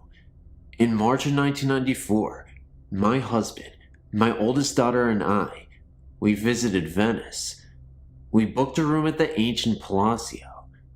We were assigned a room on the 2nd floor, overlooking a canal. The view was accessed by opening the heavy wooden shutters, which opened into the room. These had a metal rod, which fit into a U-shaped hook on the other window. Opening out were double windows, also heavy, with numerous panes of glass. This room had double beds, with a narrow walkway between them. About 3 times during our 2 days there, we would hear footsteps start from approximately the middle of the room, march smartly over to the windows, at which point the wooden shutters would fly open.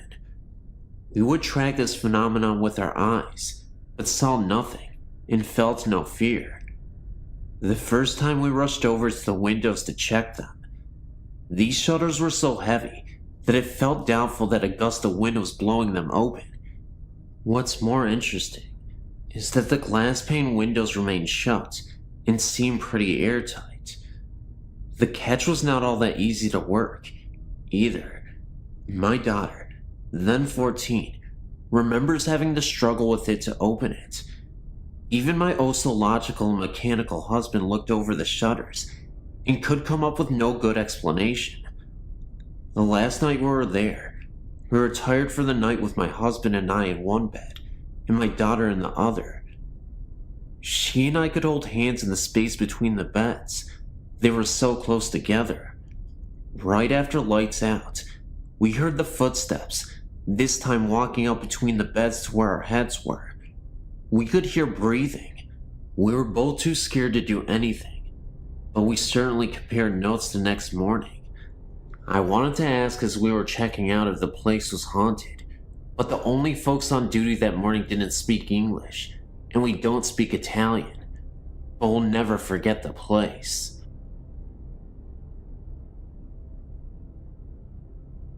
About 10 years ago, when I still lived in Pennsylvania, a group of friends and I took a joyride out to the Quaker cemetery, just for a good night scare. It was a chilly, full moonlit November night, and there were 6 of us there, 5 guys, and me, the only girl. It was the perfect setting for a ghost. Now, I don't know how many of your readers have ever been to this cemetery, but to describe the first time I saw the place, I screamed and just about curdled my boyfriend's blood. The crematorium scared me the most. I don't know, something about the way it looks and what it was used for. Anyway, back to that night. 2 of the guys were acting like morons and jumping all over the place and around the markers inside the cemetery. I was angry at their pure disrespect for this old place, and so I tried telling them to stop. But of course, as excited as they were getting, they wouldn't listen. Me and this other guy were too chicken to go along with them, especially because of the way they were acting. They were bound to disturb peace in the cemetery, so we stayed by the car. We kept hearing a fake bird call coming from the trees along the opposite side of the road, and then I started smelling the lilacs. The lilac scent somehow wasn't disturbing, even though it was November and none were blooming. And also, there weren't any fresh flowers placed on any of the very old graves. The fake bird call almost scared the life out of us, because it just sounded so unnatural, and with each chirp, sounded closer and closer. We decided that we really needed to get out of there, so we both sat inside the car, waiting for the others. I got myself in such a worked up state that when I found a quarter on the ground, I swore, "In blood we trust," was written on it, rather than the usual "In God we trust." My friend just laughed at me.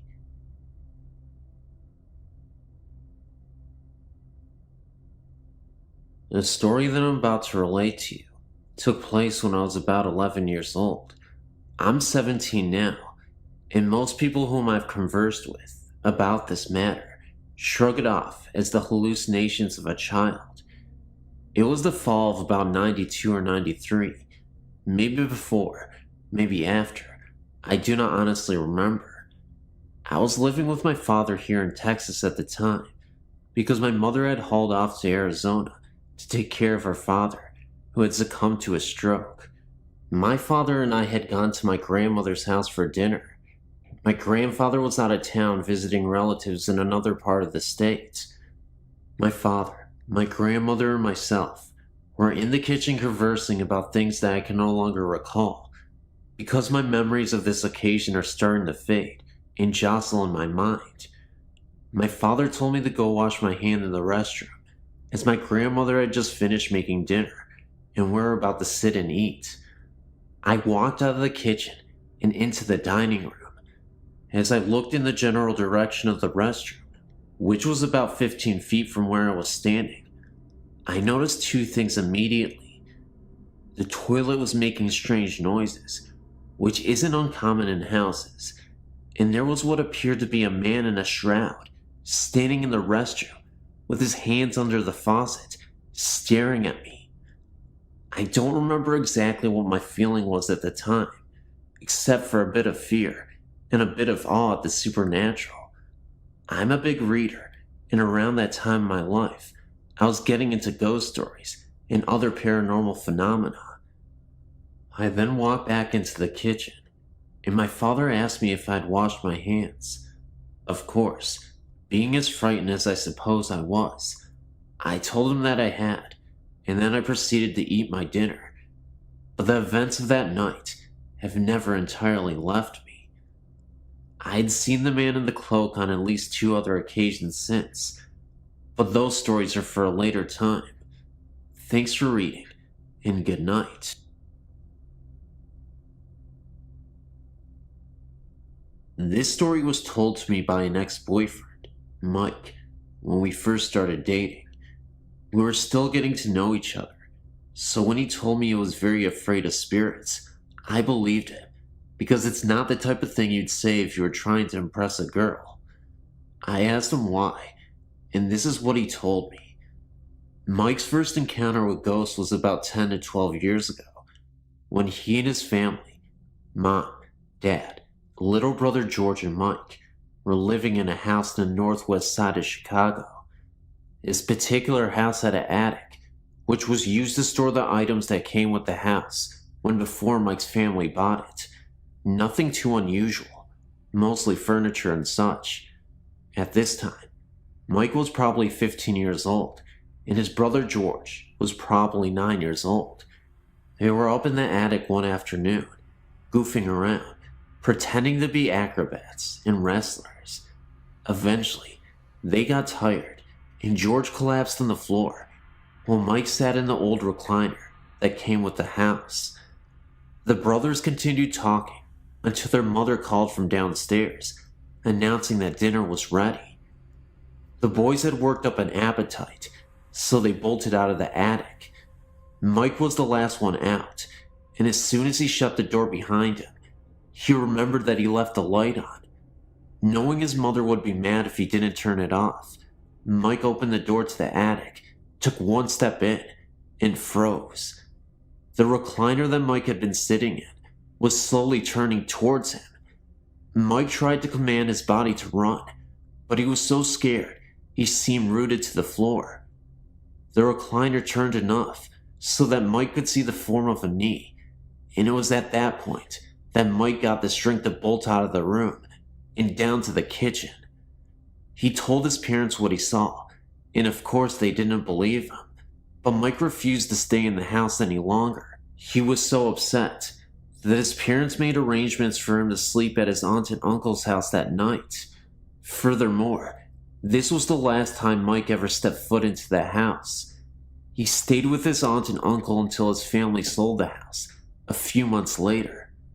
Of course, his parents objected to his imposing on his relatives' hospitality, but they were too afraid to force him to come back, fearing he would have some sort of breakdown. The next house Mike's family moved into was still in Chicago, and not too far from the old house. Everything was going fine until one night, when Mike's family had friends over for dinner. After dinner, the adults and Mike sat around the island in the kitchen, having coffee and talking, while year-old George played outside in the backyard with the guest's little boy, Sam. At one point, George opened the kitchen door and ran through the kitchen, past all the adults, and straight into an adjoining bathroom. Nobody thought anything of this until about 10 minutes later, when Mike's dad questioned why George was taking so long in the bathroom. Mike's dad knocked on the bathroom door, asking George if everything was all right. No answer. Mike's dad tried to open the door, but it was locked from the inside. Everyone started getting concerned until the kitchen door opened again, and in came George and Sam. Mike's father asked George how he snuck back out of the bathroom without anyone seeing him. You see, there is no other way out of the bathroom. If George came out, or even opened the door, he would have been seen. In order to get back outside, he would have had to go through the kitchen again. George swore up and down that he had not been to the bathroom at all. He was outside playing with Sam the whole entire time. Mike's father asked him again to explain about the locked bathroom door, but when they checked it again, it was not locked. There were other strange incidents that happened in the house, mostly to Mike, more than anyone else in the family. The last incident Mike told me about was something that happened to him a few months before we met, when he was about 22 years old. One night, as Mike was laying in bed, he woke up with an uneasy feeling. He was lying on his side facing the wall, and he felt as if someone was staring at him. It was the middle of the night, and pitch black in the room. Mike turned over and opened his eyes and saw a black figure standing next to his bed, staring down at him. Mike shut his eyes and screamed for his mother repeatedly. When she came storming in the room, Mike told her what had happened. It seemed as if such occurrence happened sporadically. Strangely enough, when Mike was getting to the point of forgetting them. Seems as if the spooks recognize this and remind them of their presence every now and again. I was kind of skeptical when Mike told me the story, mainly because I was just getting to know him. I couldn't tell if he was a habitual liar or something, but the way he acted and the way he told me the stories was enough to make me wonder if he was a spook magnet. We only dated a couple of months, and maybe that was for the best. I might be younger than some of you, but I've had a lot of experiences. I'm 18 years old. About a week after my 10th birthday, my uncle had taken his own life inside my grandparents' house, the one I'm currently living in now. After his death, I would refuse to go down into the basement where it happened. I would always hear unsettling noises, to the point at which I would feel so uncomfortable being in that home. The odd part is, it would only happen when everyone was in bed and I was home alone. As creepy as it was, I still had somewhat of a morbid curiosity to go down there. Though, of course, I could never bring myself to do it. There would be times I would hear very faint snarling and growling sounds. Other times, I would hear weeping. It was very disturbing. Then about 6 months after my uncle's death, my 17-year-old cousin had died in a car wreck. One night, I was so upset over the deaths that I had stumbled down there without thinking about where I had went. I was so overcome with grief of emotions that I was bawling my eyes out. It got to the point where it was too much for me. I was sitting on the couch thinking about ending it all so I could be with them. Just when I was about to, I felt a hand on my shoulder, and I knew instantly that it was my uncle. That moment made me realize that it was okay to continue on. That may have been a positive experience, but I assure you, it didn't get better in that basement, in that house moving forward. One evening, I was up in my bedroom. My parents were again fast asleep, when I heard a disturbing wailing again coming from the basement. I have a vent in my room, and it connects directly down to the basement. I could hear these cries coming from the vent. I listened closer through the vent, and I could have sworn I heard my name being whispered.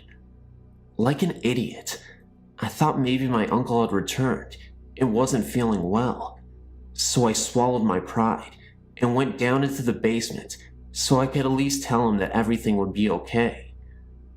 As I opened the basement door and looked down the steps, at the end of these steps, I saw a figure for a moment's time. It wasn't my uncle. In fact, it was a black misty shadow, and it slowly evaporated. It seemed to be there for a few seconds, then it was gone within a blink of an eye. I then turned around, heard a distinct growl, then ran back up the rest of the steps and back into my room. Sometimes when I walk around the house, I can feel something watching and even following me. It's not always my uncle, but it definitely feels like something evil.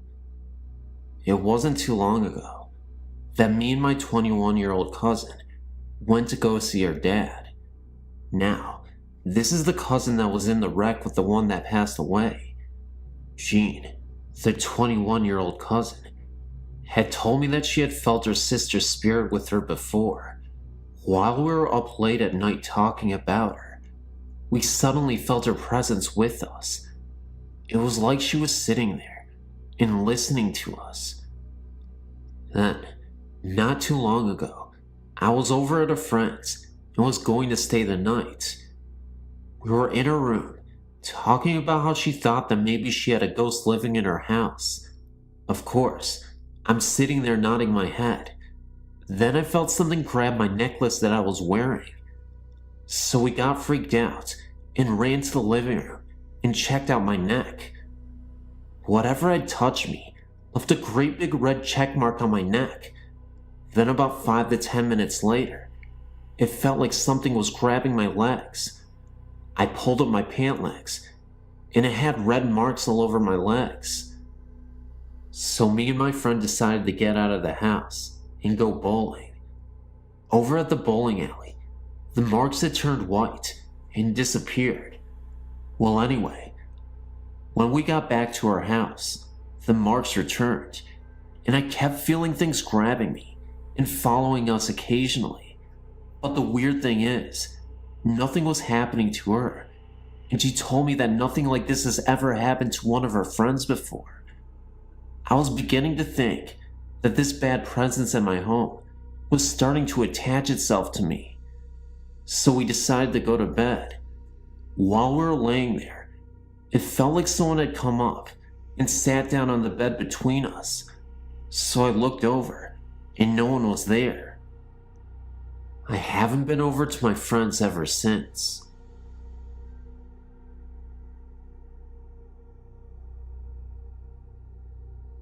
A friend sent me this and suggested that I tell my stories, so here's one of them that I hope you enjoy. I have more if you'd like to hear. I live in Clinton, Illinois, which is a small town. We have a lake, and that's pretty much about it. One night, I was out joyriding in the cemetery with a friend, as I like to do from time to time, and I had to go to the restroom. So, I went to this accessed area that is out in the country. I went to the restroom and then walked through the pavilion to look at the lake. I then came back to my car and then crawled into the driver's seat. I looked up, and there was this little boy ducking behind a garbage can. He had red eyes that glowed like a demon's and teeth that were jagged and white. A black figure that looked like a medium-sized dog was beside him, and it was black. All that you could see was its red eyes. They both stared at us in the car, and I felt fear overwhelm me. I quickly started the car and left. The next day I told my mom about it. She grew up in the area, and she said that they often had Satan worshippers out there, and that rumors were that a little boy was drowned and used as a sacrifice many years ago. My aunt, she says that the little boy was evil, and therefore was put to death in that spot. I've tried to research this, but there are no records of any murder of a child taking place in this area. But I will never go there again, night or day. This is just one of the countless stories that I have. I have some photos too. I don't know if you can use this, but if you can, feel free to. You may also edit if needed.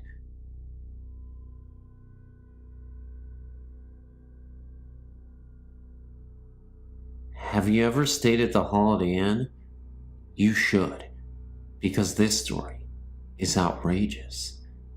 In early of July 1999, I spent a work week there for a regional curriculum camp.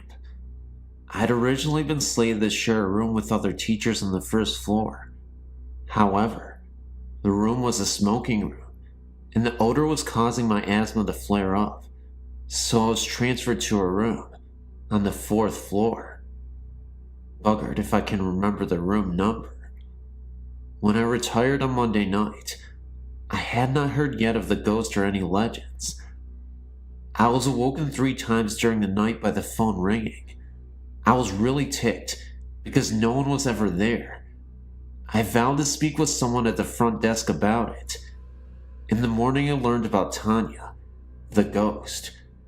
We all laughed at the story, thinking it was something to amuse tourists. Being WNY natives, we weren't going to be suckered by any such nonsense. I forgot to talk to anyone about the phone and decided not to bother. I fell asleep very quickly that night. I was awakened that night by the sensation that someone was staring at me from the left side of the bed. I have small children. My son often wakes me using the stare method. Now, I might have thought the ghost story was crap, but I wasn't going to test the theory by looking to see what was next to me. I said, "Go away. I'm not going to look at you. I need my sleep." The sensation immediately left me, and I slept the rest of the night quite peacefully. I awoke and went to my morning sessions without anything remarkable happening. However, I had to return to my room mid-morning to fetch some papers I needed for the next session. The curtains were open on the doors leading out to my balcony, which was not unusual. Housekeeping always opened the doors after cleaning. What was unusual was the number of small, sticky handprints all over the outside of the doors. These were no higher than my waist. I shook my head at the poor cleaning job. I was sure that the previous guests must have children with them, and that the maid had failed to clean the prints off the glass. I wonder how hard it was to open the doors and give the glass a good cleaning, and then I hustled off to make my session. As the day progressed, I heard more tales of Tanya, like how she throws the poolside chairs into the pool during the night, etc. We giggled amongst ourselves, like good campers should when hearing ghost stories. None of us was going to admit we believed any of it, especially when our principals were listening. So, I was half joking while I was in my room, getting ready for bed, and said out loud, "Listen, Tanya, I don't know how old you are, but I think you'll enjoy the books in the Falls room. If you can read, you'll really like them. Even if you can't, lots of them are full of beautiful pictures that I bet you'll like to look at. Go there instead of bugging me." I slept like a log, without any interruptions that night. When I went to breakfast the next morning, I told a colleague about my chat with Tanya. I mentioned that it must have worked because I had slept so well. I stopped talking when I saw my colleague's jaw drop and her face go white. I asked her what the matter was, and she took me over to the professor who was leading the sessions in the Falls room. My colleague said to the professor, "Tell us what you found in the room this morning." I listened in stunned silence as the professor described what a mess the room was. Books were thrown all over the place. The display table was in shambles, and her boxes of supplies had been unpacked and poorly repacked. In her own words, she said it looks like a kid went through everything and tried to put things back together, but couldn't manage. The professor had questioned the hotel staff about who had access to the room, and all swore that no one had been in the room after we had left, and that the door had been locked until the staff let the professor in the morning. I apologized when she finished and explained that it had probably caused the mess by inviting Tanya to go there. We all laughed uneasily at that. Some other teachers on the fourth floor admitted the strange things, like the ringing phone, no caller, and the sensation of being watched. Suddenly, we weren't so sure if the story was something just to amuse the tourists. Were the phone calls, stirring sensations, sticky fingerprints, and trash conference room related? There could be logical explanations, like incorrectly routed calls, poor cleaning, and staff mischief. Maybe Tanya was drawn to all of us warm, female, motherly-like type teachers. No male teachers that I know of on that floor, and yes, all of us are moms too. One thing is for sure, I'm far less skeptical of the paranormal than I was before, and I will admit, even to my principal, that something odd happened in that hotel. If you really want to check out the paranormal, then you have to go to the Grand Island Holiday Inn. You can pretend you came here to see Niagara Falls.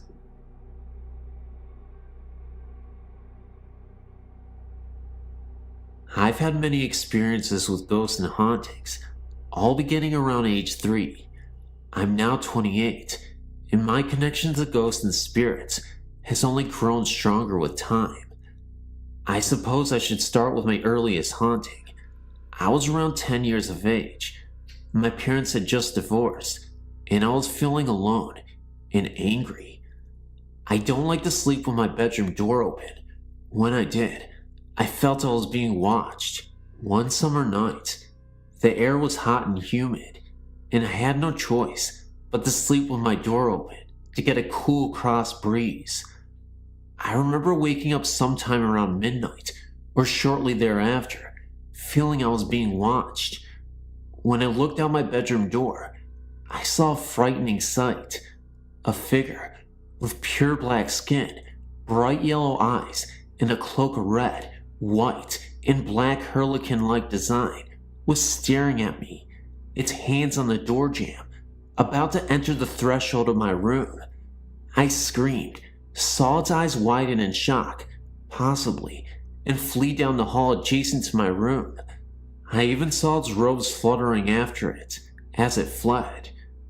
My scream woke my family, who searched the room for the thing, lack of a better word, but found nothing.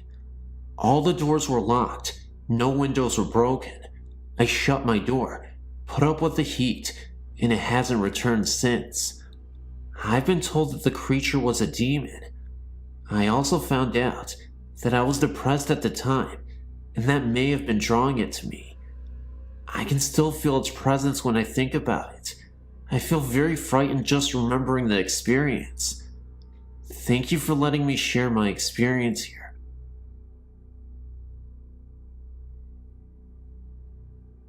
I wanted to share my own personal experience with you regarding my beloved Nana. She passed away in 1984. I took her death very hard and would go to visit her grave often. After my now ex-husband and I married in 1998, I became pregnant within the year. Since I knew that my ex and I would not stay together for the long term, and since our marriage was so troubled, I found myself up at Nana's grave many times, sometimes just to talk to her and ask her to guide me and to watch over myself and the baby. The first time I went to see her grave, I hadn't been there for nearly 2 years at the time. I was pretty certain of what row her stone was in, but not completely sure. I asked her out loud to help me find her, and so help me God if I'm lying. I ended up parking directly in front of her row. I thanked her and walked over to her grave, placing a single rose on it and crying. I was about 6 months pregnant with my daughter at the time, and I was very certain that her love for us would get us through the rough months ahead. Shortly after our daughter was born, my ex-husband and I were having major problems, major fights. It was obvious to the both of us that we would eventually split up permanently. We separated when my daughter was 3 months old, and I moved into an apartment with my infant. Shortly after, I could feel my Nana's presence. I never saw anything. I always asked her not to appear to me, as she knew I would be afraid. But her presence was unmistakable, especially in my daughter's nursery. It never frightened me, conversely. I felt very comforted and protected. As a new mother, I took many photos of my infant those first few months. I never noticed until a friend pointed out to me that in one of them, which was a picture of the nursery, there is a vortex on the right, like a solid bar of white light, and to the left of that, an arched mist that almost looks like the shape of a rainbow, but you can see the wall right through it. Also, the picture of the room came out as if I had taken it from on the floor, or close to the floor, and pointed the camera up. I would have never taken a picture from that angle, and I know I didn't. I cried when I realized that the vortex and the light are my Nana watching over her great-great-granddaughter and me. I don't think it's a coincidence, either, that the photo is focused on the rocking chair and the mist is right across it. I should also mention that shortly after my Nana passed away in the 80s, and my brother and I still lived at the home with my parents, that one night I was up reading in bed and walked out into the kitchen. My brother was sitting at the kitchen table, shaken and white as a sheet, almost crying. A second later, my mother walked out of her bedroom, and she was crying. They both professed, at exactly the same moment, that they had seen Nana appear to them and tell them not to worry, and that she was all right. I might add that their bedrooms were on opposite sides of the house. My mother also had a separate incident where she saw my Nana at the end of her bed. She wasn't at all afraid, just comforted. I still visit my Nana just to say hello, and it comforts me to know that someday I'll meet her again. Until then, I guess I'll just be comforted by her presence and know that her ghost is still looming around. And no matter what, I'm always a fan of Nana. How can you not like Nana? She's amazing. I miss you, Nana, but I'll see you again. I've never personally had a paranormal experience, but my older brother has, and this is his story. First, you have to know that my brother is a very practical person, an engineer in the army to be exact. No one in my family really believes in ghosts, but I believe this story because he called me the next morning freaked out and said, "You're never going to believe me and think I'm crazy." But he lived in Texas, is in Iraq now, and his apartment complex was located on the same road as an old cemetery. This is exactly how he told me what happened. One night, he was laying in bed on his back, having trouble sleeping. He said the covers on his bed started getting tight as if they were being pulled down from both sides. The covers got so tight that he could barely breathe. He was wondering what was going on, but couldn't move. Then he got really hot, and then really cold. All of a sudden, he says he felt tingling, and then his mouth flew open, and a long rush of air was being forced out of his mouth. He said it didn't even feel like it was his own breath. He felt like it was coming from someone else. After that, the temperature returned to normal, and the covers loosened. Then he heard footsteps going towards the door of his bedroom, and then he heard the sound of a little child giggling. After that, he said he laid awake for hours, just scared, and trying to make sense of what had happened to him. To me, this sounds almost unbelievable. In fact, I'd never believe it if it wasn't my own brother, who would not make something like this up. He was really afraid when he told me, and I just have to believe that it happened. Now that I've read all the other stories on this website, I can definitely tell him he isn't crazy. Probably just had a ghostly encounter.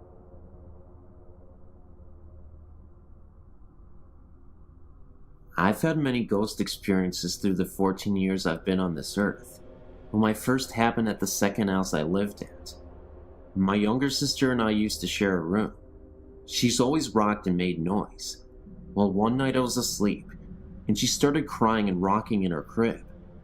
I couldn't stand the noise, and needed my sleep for school the next day. So I grabbed my blanket and pillow, went into our living room, and crashed out on the couch. I awoke to a strange presence. Something that was watching me. I opened my eyes, and across from me, on a brown chair, was a hazy yet solid figure. I can only describe him as well-dressed. A gray suit, a tie, buzz cuts, and a mustache. He sort of looked like my great-grandfather, who had passed away. I couldn't believe what I was seeing, so I shut my eyes and opened them again. He was still there. He just sat there, staring back at me. After a while, I started to fall asleep again.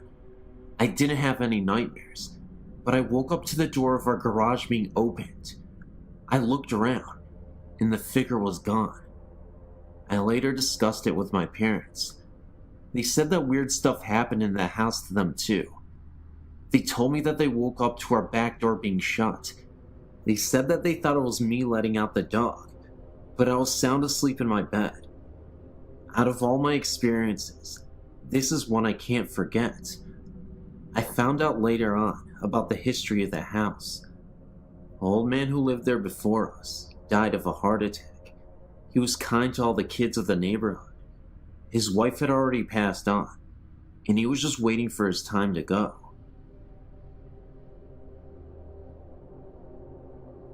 My dad was in the army in the 60s and 70s.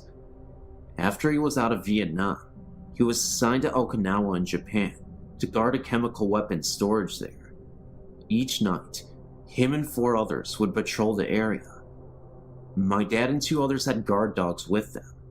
One night, one of the other ones that was patrolling called for backup that he had spotted someone on top of one of the chemical weapons mounds. They were buried underground. The 3 with the dogs led the way, and as they approached the mound, the dogs would not go one more step. These were German shepherds who were mean and were never scared, and none of them would go past a certain point. They decided to tie them up and go ahead without them. The plan was, the guy with the shotgun would go back up the mound and flush the guy down the front towards the other 3.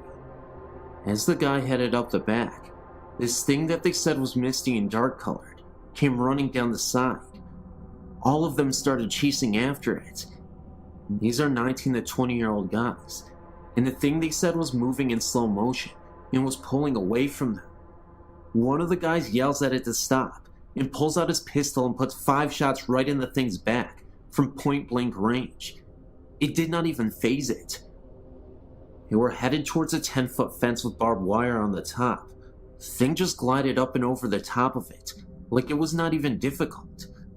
On the other side there was a big muddy area, and by the time the patrol got around to it, the thing was gone, and there was no footprints. Okinawa was the site of a major battle in World War II, and this is one of only many experiences that he had while there.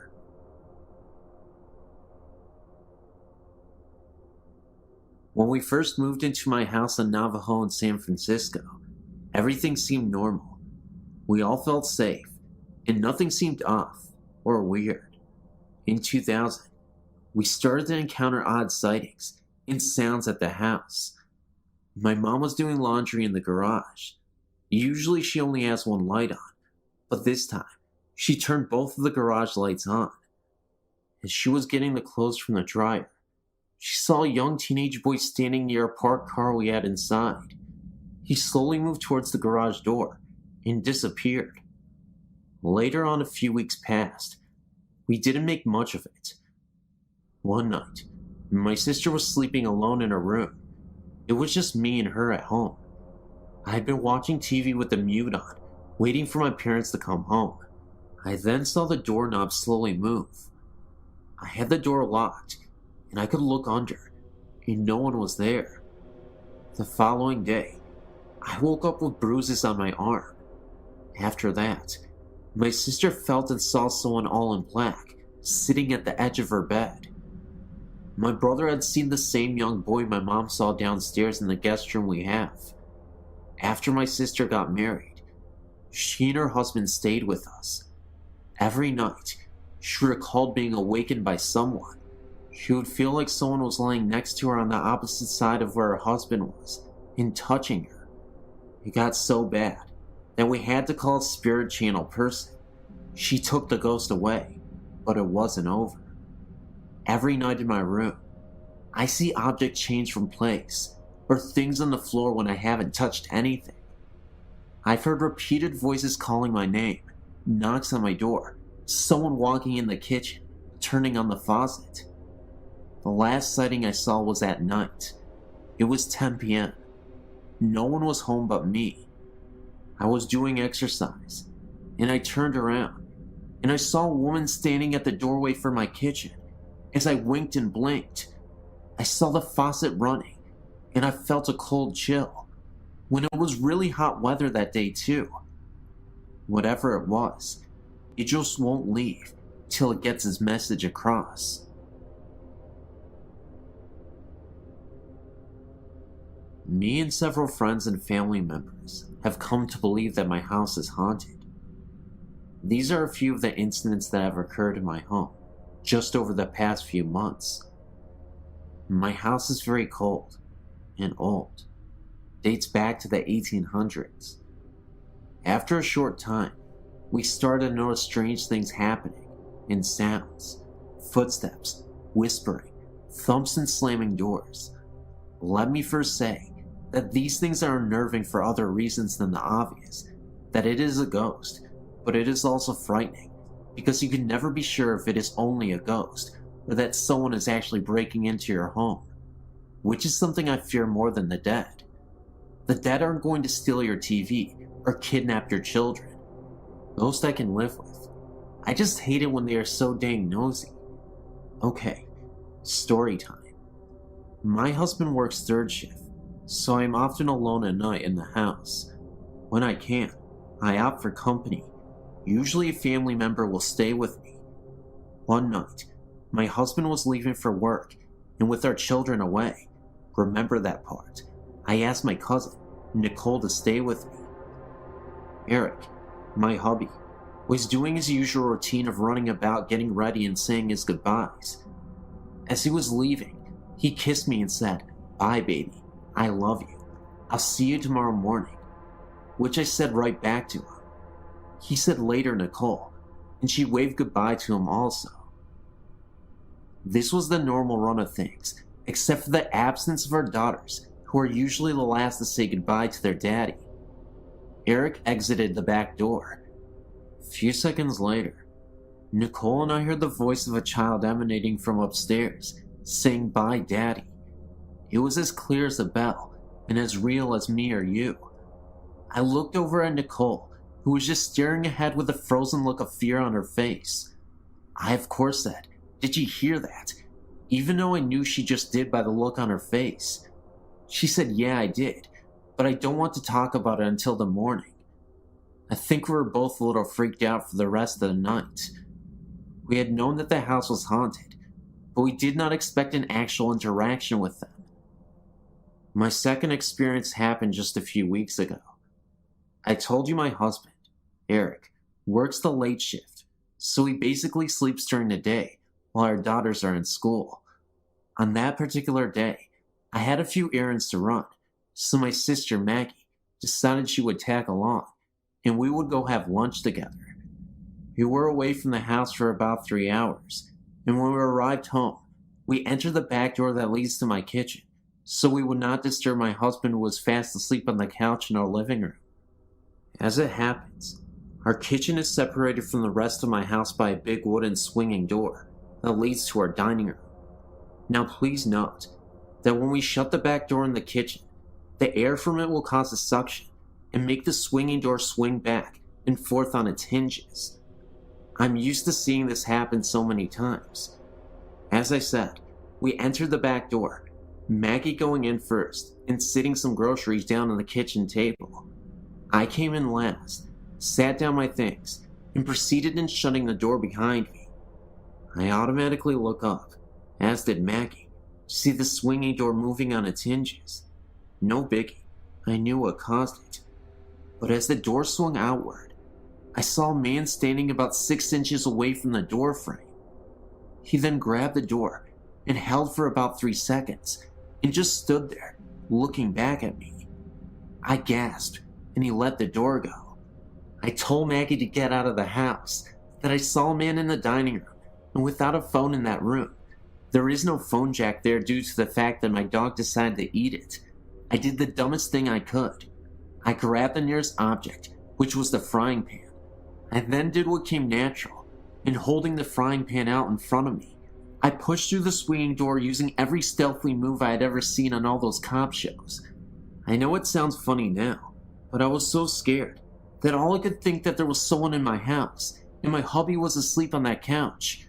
I pressed my back to the swinging door, so if anyone was standing behind, they would be flattened to the wall, in which case if they were, I guess I could have smacked them one with a frying pan, but who knows.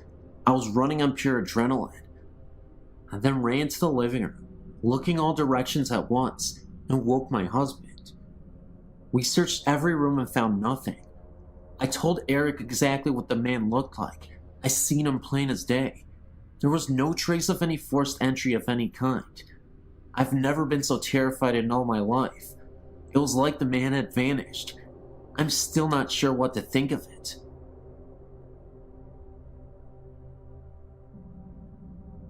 I've moved back to my hometown in Michigan after being away for many years. I've many stories to share, but this is a recent one that stands out. A fixture in my town was a burly guy named Bronco. Bronco was the typical bar bouncer type. Not surprisingly, this was his usual job. When I was younger, he used to drive his blue Ford Bronco. My family knew him well, as my mom ran the after-bar breakfast restaurant where all the party people congregated when the bars closed. Since I had moved away years before, I lost touch with the old party crowd. I did hear, however, that Bronco sold his beloved truck a few years after I moved. Anyway, it was June of 2002, I think, and I was driving on I-94. I saw Bronco's old blue truck driving on the opposite lane and mentioned it to the person who was in the car with me. I hadn't seen Bronco in a few years, but knew I would run into him at our upcoming Victorian festival, and would mention the sighting to him then. A few nights before the Victorian festival, a friend and I went to a local bar to hear the band rehearse. As I walked into the place, I spied Bronco on the far side of the bar. I raised an eyebrow at him, and he acknowledged me in his cocky way from across the room. My friend and I went to look for a space to sit. Once we found a table, I told my friend that I saw Bronco and wanted to go say hi and tell him that I spotted his old truck the weeks before. As I made my way through the crowd to the bar, I heard the band dedicating a song. They were dedicating it to Bronco and said he had passed away. I was sure it was a joke. I finally made it to the bar where he was sitting. No one was there. I was absolutely perplexed. I walked around, trying to see where he went, to no avail. Finally, I questioned a ton of mutual friends, and they confirmed that he died of a heart attack or something the previous April. I was in total shock. He was only in his early 40s when he passed away, and one of those muscle-bound types. Even now, when I look back on this incident, I'm so amazed, because I saw him clear as day. Anyway, I thought it was pretty nice of him to remember me after he passed like that. I guess he knew I would appreciate the drama and the irony.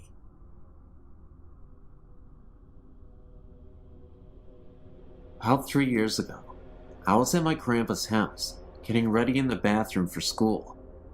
I saw a woman walk down the hall towards the living room. I just thought it was my grandma, so I just brushed it off. Then a few moments later, I was looking out the door into the hallway, and I saw her again. I didn't recognize her. I ran into the living room screaming at the top of my lungs, "There's someone in the house! Hurry!" My grandpa took off into the house, searching for an intruder. He looked in every room, under the beds, and in the closets. He even looked in cabinets big enough for someone to hide. There was no one there. Later that day, he said an old boarding house used to be on the same spot as the house was built a long time ago. He said that I more than likely saw the woman who owned it. He took out his picture box and showed me an old book that he had the town's history in it. He turned to the page where it had information on the boarding house. As soon as I saw the picture of the owner, I was speechless. It took me a while, but after I caught my breath, I told my grandpa, "Oh my God, that's her." It seems that this place is only active when Christmas time comes around. In a very small town called Whitewright, Texas, there's a very old house that now belongs to my uncle. The structure of the house is very stable. As a matter of fact, it has been lived in a lot longer than usual. It is now used as a storage by various family members of mine. First experience was when I was 11, and 2 days before Christmas. It was late into the evening, and instead of my parents driving back home 27 miles, my grandparents offered their old house for us to stay the night in. It had been raining a little bit, and it didn't take long for the 3-bedroom house to warm up, so we went to bed. I had 2 younger brothers. One of them was still a little baby, so he slept in the same room in a little crib that my grandmother put together for all of the grandchildren. I was quite tired and almost fell asleep immediately when it started thundering and lightning. The first crash woke me up, and precisely the loud crash, the outside screen, sounded as though someone had kicked the door. The house had a horseshoe-shaped porch, and at each end of the porch was a door to the house. Another door was for the living room. I screamed, and Mother came in. I had woken up my baby brother she had claimed, but the thunder had woken him up. My mother picked my brother and took him with her to get him back to sleep. I tried to calm myself to go to sleep and convince myself that it was just a cat that got scared and jumped up against the door. Many times, though, to convince myself, I would check outside through the window of the door and then run back into the bed. I was starting to drift off again when another thunder blast went off and lightning followed, but what I saw next terrified me even more so, because I saw a figure outside the window through the window curtain. I screamed out again and scrambled off the bed to look into the next bedroom and tried to tell my mom that someone was outside. She didn't believe me, and upon the suggestion of my father, I was escorted to the living room to sleep on the couch, which made the very front part of the porch even closer to me. All the windows were huge, and pretty much most of the living room was hallway. Nothing but windows, but had dark brown curtains. The storm subsided a little bit for an hour or so, and I tried with everything to stamp down the fear that wouldn't let go of me, no matter how hard I tried to shake it off. I forced myself to close my eyes.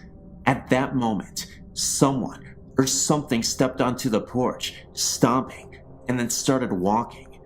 I stepped into my parents' bedroom and asked my father if he heard the walking on the porch. He said it was the house settling.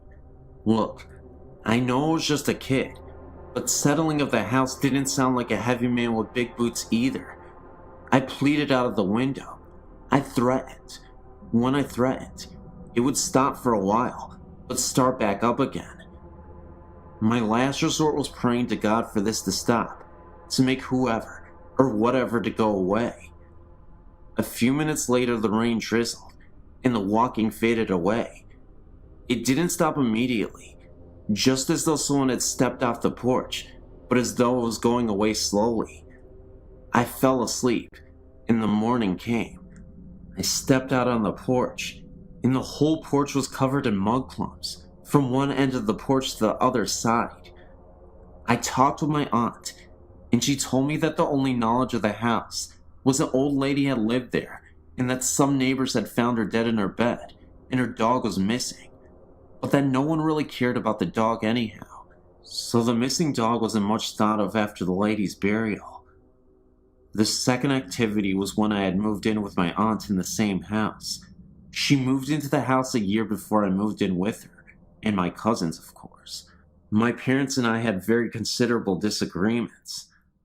Anyhow, as usual, just a little before Christmas, one of my cousins and I were just about to go to sleep on the couch in the living room, which is the center of the house, when my cousin rose up off the couch and told me that someone was standing right beside me. I got off the couch and made a mad dash to jump on the other side of the huge circular couch and jumped right beside her.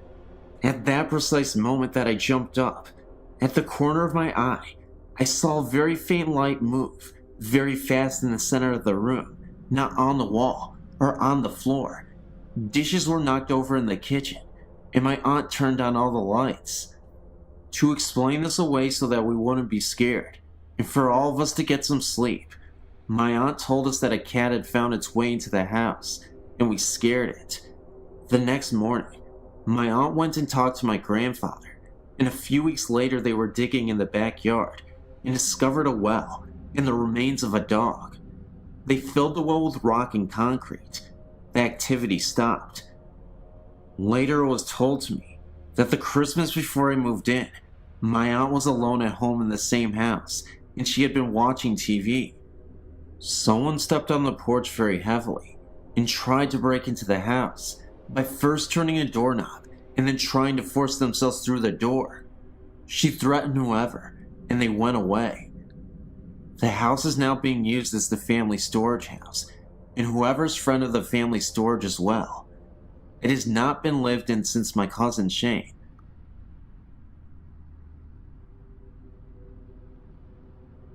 The story I'm about to tell you is one of a disturbing nature.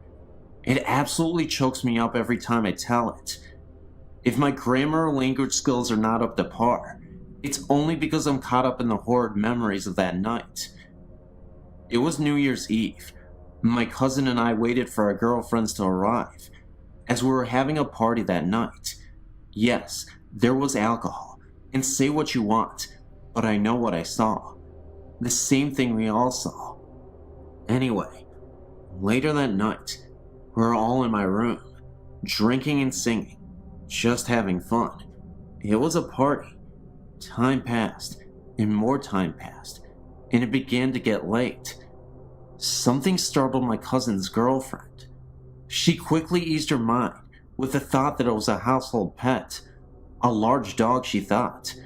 Little did she know, we had no pets. When she later confronted me about it, I told her just that. A little shaken, but mostly tired, she and my cousin went to lay down, leaving my girlfriend and I alone in my room. We watched TV for a while and just talked. We brought up how drunk my cousin's girlfriend must have been and laughed. Well, it wasn't funny long. As we sat there on the bed, half paying attention to the television, a thing slothed across the floor in my room. We both sat stuck with fear, holding each other as tight as we could. When it got to our feet, it stopped, looked up at us, and almost smirked at our fear. We got a better look at it then. It was a bloody, bludgeoned mess. It seemed to be walking on nubs of his knees and elbows, and finally dawned with a bashed-in skull. It made my poor girlfriend sick to her stomach. It continued its path to my closet and disappeared. We didn't sleep 1 second the whole night. If we hadn't all seen the godforsaken creature, I wouldn't have believed it myself. The next morning, the black lights were still on, music was still going, and bottles were everywhere, so I decided to clean up. When I moved the speakers back to the other wall, the black light shone down on the wall. Streams upon splashes upon streams, upon handprints of bright green trails, were on my wall. It looked as if someone with green blood was bludgeoned to death. And I remember watching forensic files, and the luminol that they put on the surfaces to detect blood showed up green wherever blood was. This really choked me up. So finally, I went and asked my stepdad if he knew the house's history. His exact words were, "No. Why? Is the house haunted?" This is the first time I've ever publicly shared this story. I've only told 2 of my closest friends, and sadly, they looked at me like I had gone crazy. I've never even told my family this. It happened when I was very young, so that could be a reason why my friends looked at me like I was insane or something. But the weird thing is that the memory of these strange encounters has stuck with me until now. I don't even remember half of what happened to me at that early age, but this experience is so vivid still that it makes me believe that it actually happened. I was 5 years old, turning 6. I was living in Providence in the Philippines, and my dad had come to visit me and my mom. He left 2 years earlier when he moved to California to find a job from the United States, and a year and a half later, I moved to the US also. I have a big family with a lot of aunts, uncles, and cousins. My dad coming to visit was a big deal, so the whole family slept over my grandma's house. My cousins and aunts and uncles occupied the available rooms, so me, my mom, and dad had to sleep in the living room. The living room is on the ground level, so if you open the window, you'd be looking straight towards the street. It was around 10 p.m. that night when I fell asleep, and I don't know how long it had been until I woke up because I needed to use the restroom. Some restrooms in the Philippines are located outside next to the house, and since I was only 5, I needed my mom or dad to accompany me. I sat up and asked myself, who should I wake up? As soon as my eyes darted from my mom to my dad, a figure caught my attention. He, or it, was tall, but I could make out a shape. It was a dark shape, but the scariest thing about it was that it was just there, leaning against the window, looking straight at me. I could make out 2 distinct points where its head was. Horns, maybe. I don't know. But how it could have opened the windows without waking anyone up, I thought, was kinda crazy. I didn't panic or anything. I just sat up and watched it looking at me for about a minute or 2, and then laid back down. I forgot that I had to use the bathroom. I pulled the covers over me and went back to sleep, hoping that I was still dreaming. Since I never really mentioned it to my parents, I can't be sure what it was. It was either a demonic figure, hence the pointed horns, or maybe a drunk relative who couldn't open the door, so he had to go through the window. Why did he stare at me though? And shouldn't he have had a face and maybe some color to him? No, that figure was straight black, like a shadow. Some people might argue that I was dreaming, and if I was, then that was a pretty vivid dream that still makes me remember what happened 16 years later. It gives me goosebumps every time I think about it. My ghost experience occurred at the trailer home that my family and I used to live. Several weird things have happened to us. Often, both my husband and I would be sitting on the couch watching TV, and the hallway light would be on, and out of the corner of our eye, we would see a shadow in the hallway that would briefly walk through the light, causing a second of darkness as if it was passing directly in front of the light bulb. My husband usually sleeps on our couch because he prefers to have the room icy cold, so he'd sleep on the couch in front of the living room. One night, in the middle of the night, he hears someone stomping through the living room. The sound woke him from a deep sleep. He woke up yelling, thinking it was one of our kids, yet he found no one there. Another time he heard someone stomping once again, and then he heard the beads on their daughter's door shaking, like someone walked through them. He turned around to look at our daughter's door, and the beads were perfectly still.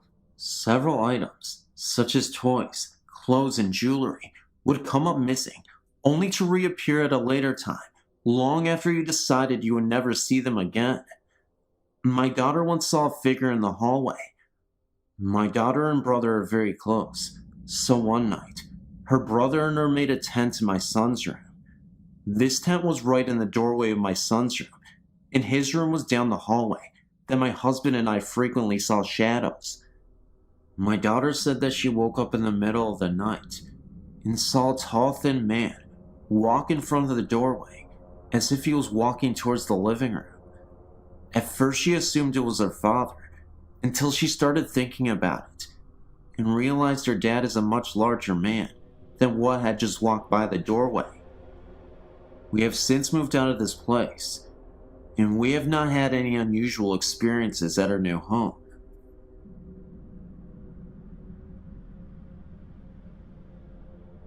When I was younger, probably around 12, I had what I later surmised may have been a paranormal experience. My brother and parents slept upstairs in our 1.5-story house in Waukesha, Wisconsin. One evening, I was awakened by one of my cats meowing quickly about 5 times or so. Her last meow was cut short, and I then heard footsteps quickly approaching my room. The footsteps stopped, and I heard what sounded like heavy breathing, like one out of breath, just inside the doorway of the room next to mine. The 2 doorways formed a corner. I was quite scared, as I thought someone was in my house. I also thought it could have been my brother, but didn't want to take any chances. I laid scared for a few hours until I fell asleep. Before falling asleep, the breathing slowed and stopped, but I never heard anyone walk away. Years later, I took into account that my cat never meowed like that. It would not likely stop so suddenly in mid-meow. She was fine, and I never saw any clues regarding this incident. Another time in that same house, it was an older house, probably from the 40s. I was walking down my hallway, and for a brief second, saw that the doorways were arched instead of the normal squared look. Imagination, who knows? My next incident took place when I was around 18 or 19. Two of my friends and I took a walk around my friend's neighborhood. The night was right out of a scary movie. Very dense fog that stopped probably 10 or feet so above our head. We could make out the full moon if we looked closely, and sounds of geese echoed when they flew overhead. We walked to a small graveyard, of course, where one of my friends proceeded to run ahead of us. My other friend and I stopped at a rather young grave. The death date was only a couple of years previous to this incident. As soon as we stopped, I felt an energy, for lack of a better term, in my head and chest, but not quite physically there. More like in my mind and soul, if you will. This lasted a couple of minutes. About a half a second after the feeling stopped, my friend said, "Whoa, did you feel that?" He and I described the exact same feeling to each other. My other friend had been hiding to try and scare us, had looked back at us, and saw us standing in front of the grave with blank looks on our faces. My final incident happened to my wife and I. She was using the bathroom, and as soon as she was done, called to me. She said that she saw the wall bulge out, like a bubble, she stated. The bulge then moved up the wall, and then sunk back in. The walls were plaster and solid. The bulge was about as big as a fist. Shortly after that, she had to go, I think to a function at church, leaving me home alone. A little while later, I saw something black fall from the ceiling out of the corner of my eye. I then heard what sounded like magazines slap on the dining room table, which was below the spot where I saw the black, falling thing. When I looked at the table, there were indeed magazines on it, which already had been there before I heard the sound. Nothing was disturbed, besides me. I've always had a fascination with things like this, but due to my beliefs, don't quite hold the same views as many of our readers or contributors regarding ghosts and spirits. Nonetheless, I like this site.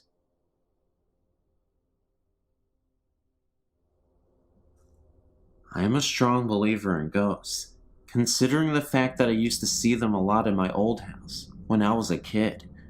When I tell people my stories, they do get very skeptical, so I'm going to tell you the story in which me and a lot of other people that proves that ghosts do exist, and it is unexplainable. I had found a stray cat back in 1996, and his name was Blackie. Anyhow, my grandma didn't like my cat at all, considering that she hated animals, and she used to kick him every chance she could. Of course, I would have a fit about it, and try to protect him every chance I got, but it was inevitable. So if Blackie was around her, she would kick him away, and as a result, every time Blackie saw my grandma, he would hiss and run underneath the table in the living room, all the while staring at my grandma and growling until she would leave. To make a long story short, I live in Illinois, and my grandma had taken a trip to see her daughter in New Jersey and ended up passing away there. And then the day finally came, when they finally brought her body to Illinois for her final funeral. Of course, my grandmother's body was at a funeral home, but the very first day that her body had arrived in town, my cat began to act as if she was around again. It all started when me and my family were all sitting down in the living room with Blackie and getting prepared to go to the funeral, when all of a sudden, Blackie got up and looked at the doorway. His whole body arched as he hissed and ran underneath the table. The very hairs on my neck and back rose up, and I tried to ignore the thoughts of thinking that my grandma was in the very room with us. However, it was hard to ignore because he kept growling and hissing and watching something that we couldn't see. He would stare at the very chair she would sit in and hiss at it and avoid it as much as possible. Like I said, he was acting as though she was there, and his eyes would be moving about as if he was watching her walk around the room. He did this for exactly 3 days. He didn't stop until they finally shipped my grandma's body to her original home in Europe. After that, he never fussed over anything ever again. So, Blackie proved to me and my family that ghosts do exist. Hi, my name is Tariq, and this is my supernatural experience. It happened to me when I was about 5 or 6 years old. I seem to remember it was quite a sunny afternoon. Nothing particularly unusual about that day. My mother asked me to go upstairs and wake my father, who often took afternoon naps. I remember feeling quite lazy, and I could not really be bothered going all the way upstairs to attempt to wake my dad sleeping. However, my mom insisted, so I did. I was about to walk up the stairs when I suddenly was overcome with fear, as what I had saw made no sense to me. There, at the top of the stairs, was the biggest dog I'd ever seen in my life. It appeared to fill the whole space of the landing and was near the height of the ceiling. The dog appeared to be aggressive and was barking and growling so loud that it could have woken the dead. I was so shaken and scared that I just froze in the spot. I shouted for my mom.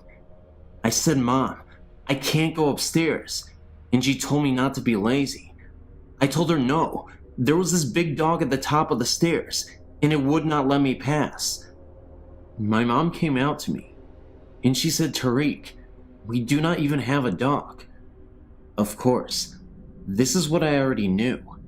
I quickly told my mom to get over here and see what I was seeing, but by the time she arrived and looked up the stairs, it was gone. This perplexed me even more, and being the age I was, I couldn't even understand it. I started to doubt myself, wondering if I ever even saw it at all, and I trusted and believed in my mother. So if she didn't really see it, maybe I was just hallucinating, and it really wasn't there. Obviously, the dog disappeared, and after a while, I forgot about it, and never resurfaced again. However, these memories came back when I was about 12 years old, and I spoke to my mom about it. Looking back on it, I do believe I saw something paranormal, but any ideas on why my mom or dad could not see it or hear it, and why was the dog being so protective, beats me. I don't know, but it was sure a scary sight. It just sucks that I feel like I was the only one who had saw it, and it makes me crazy. But what can you do? I don't know.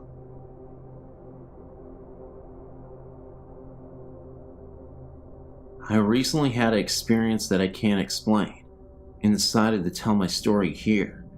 In June, my boyfriend Ian, our then 15-month-old twins, of course me as well, we all went to his family reunion. While we were there, we had a wonderful time meeting his family and getting to know everyone really well. We stayed at his father and stepmother's home with the immediate family. One night, while everyone was asleep, one of the girls started crying, most likely from being in a new place or losing her pacifier. I woke up, and still groggy, I sat up in the bed. I looked over to the crib. Next to the crib, there was a little old woman standing there looking into the crib. When I saw her, she didn't scare me, and I thought nothing of it. She looked at me, put her finger up to her mouth, kind of bent down, and whispered, "Shh." So I laid back down and fell back to sleep. Brianna slept through the rest of the night. The next morning, I got up and remembered what I saw. Not sure if I dreamt it or not. I pulled Ian away from the family and asked him if he had a picture of his grandmother. The family had spoken a lot of her the previous day at the reunion, but I had never met her. Ian was very close to her, and was very upset at the time of her death. It would have been almost 9 years ago. They found one, and after I saw the picture, I felt this warmth, the only way I can describe it, and it filled my body. It was the lady I saw the night before. I wasn't sure if I should tell anyone, for fear of them thinking I was insane, but I decided to tell Ian. When I told him, he kinda gasped. Like I said, he was very close to his grandmother. I'm glad I told him. Later, as we were talking to the family, someone said, "Oh, it would have been so wonderful for her to be here and see all the family together." Speaking of the grandmother, Ian looked at me and asked me to tell everyone what I saw. I'm still new to this family and wouldn't want to be dubbed as the crazy one just yet, so I kept it to myself. Thanks for giving me a place to share this.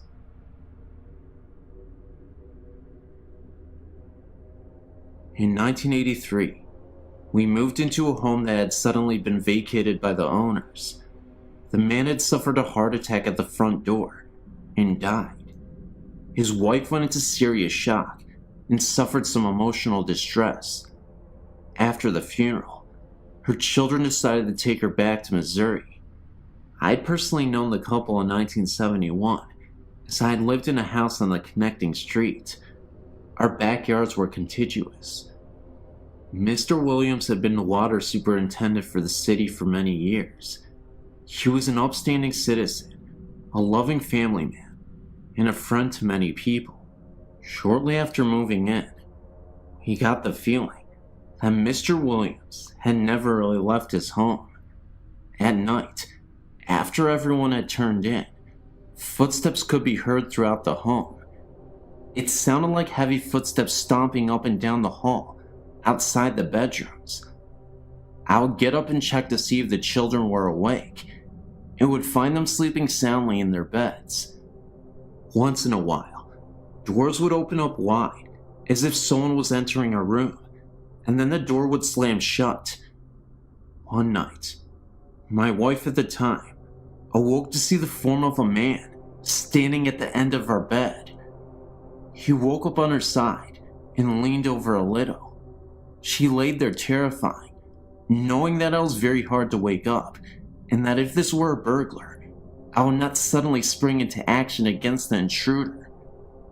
She maintained her position and just peered through her eyelids. Suddenly, the figure just faded away. These occurrences persisted for about a month. One morning, at around 2:30 a.m., we were suddenly awakened by the bedroom door slamming open with a violent force. We were very tired of Mr. Williams' nightly tirades, and I was running on my last nerve. I got up and decided to try to talk with this confused soul. I addressed him as Mr. Williams and told him that he had suffered a heart attack and had died. I told him that his wife had gone to Missouri to live with his children. I told him that we were paying rent to his children to live in this house, and we worked hard for our money. I started to get angry with him and told him that if he wanted to rant and rave and stomp about the house, he needed to do it when we weren't there, as he was disturbing our sleep. If he continued, we would be forced to move, and his children would have to find other renters. I suggested he go to Missouri, because that is where he would find his wife. After that, we never heard from Mr. Williams again.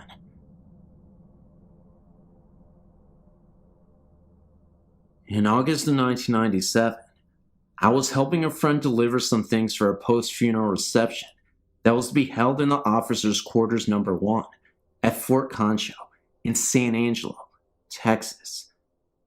Fort Concho is the best preserved and reconstructed cavalry fort in America.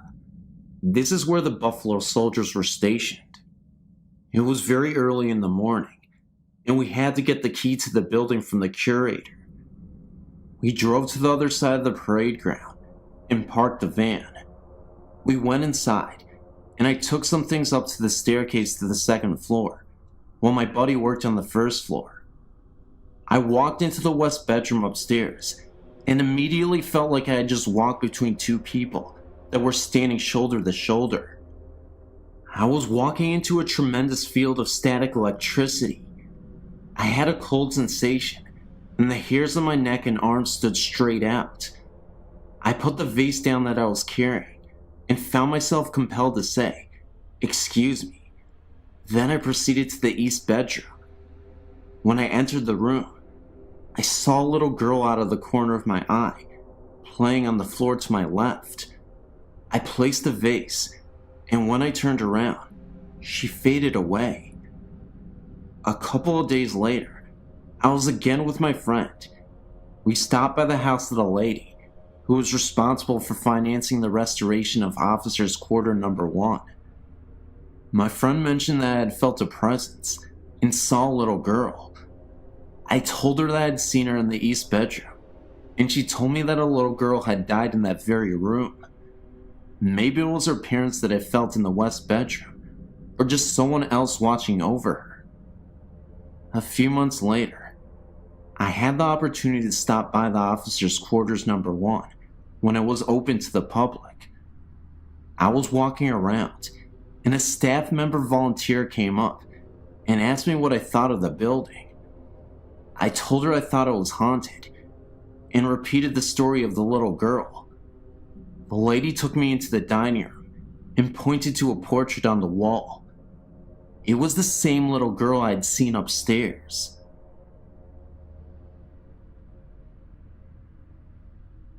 I would first like to say, I was not a believer in ghosts or spirits.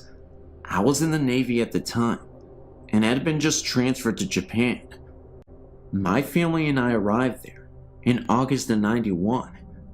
I felt very lucky, because the Navy had just opened Harrio, a new housing complex about 9 miles from the naval base. This meant that my family and I would not have to live off base. My wife and I were taken out to the Harrio to pick out a house. Being newly opened, we basically had the pick of the litter. My wife and I chose a nice 3-bedroom room townhouse in the center of the housing complex. We moved in within 3 days and began to settle down. Nothing much happened for the first month or two. Then one night, my daughter, who was 3 at the time, started waking up at night crying. She would point at the wall and tell me to make the snake lady go away. This happened about once a week. Of course, I thought she was just having bad dreams. We would let her sleep in her bed when this happened. My wife became pregnant at the time, and we were allowed to move into a 4-bedroom house. I was hoping this move would solve the snake lady problem. As we moved into the new house, I assured her the snake lady was gone forever. Boy, was I wrong. It was about 2 weeks before our encounters with the snake lady started again. This time my wife and I could actually feel some sort of electrical charge throughout the house. These encounters intensified, and my daughter started to see more and more apparitions. She would tell me that the snake lady wanted to take her away. I, being a skeptic, thought the electrical charge was sort of funny, but never gave much thought about my daughter's nightmare being real.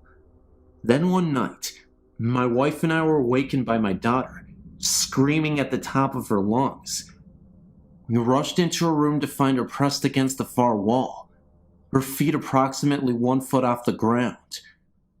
My wife and I both grabbed her arms, and with one of my feet pressed against the wall, I pulled with all my might. She wouldn't budge. I'm not a small man, 5'10", 191 pounds, and I worked out all the time. I could not get her off the wall. All the while she was screaming that the snake lady wanted to take her away. Scared to death, I started praying in my head. My daughter started to slide down the wall, and she fell into our arms. I don't know what it was, but I believe there is something out there that we don't know about.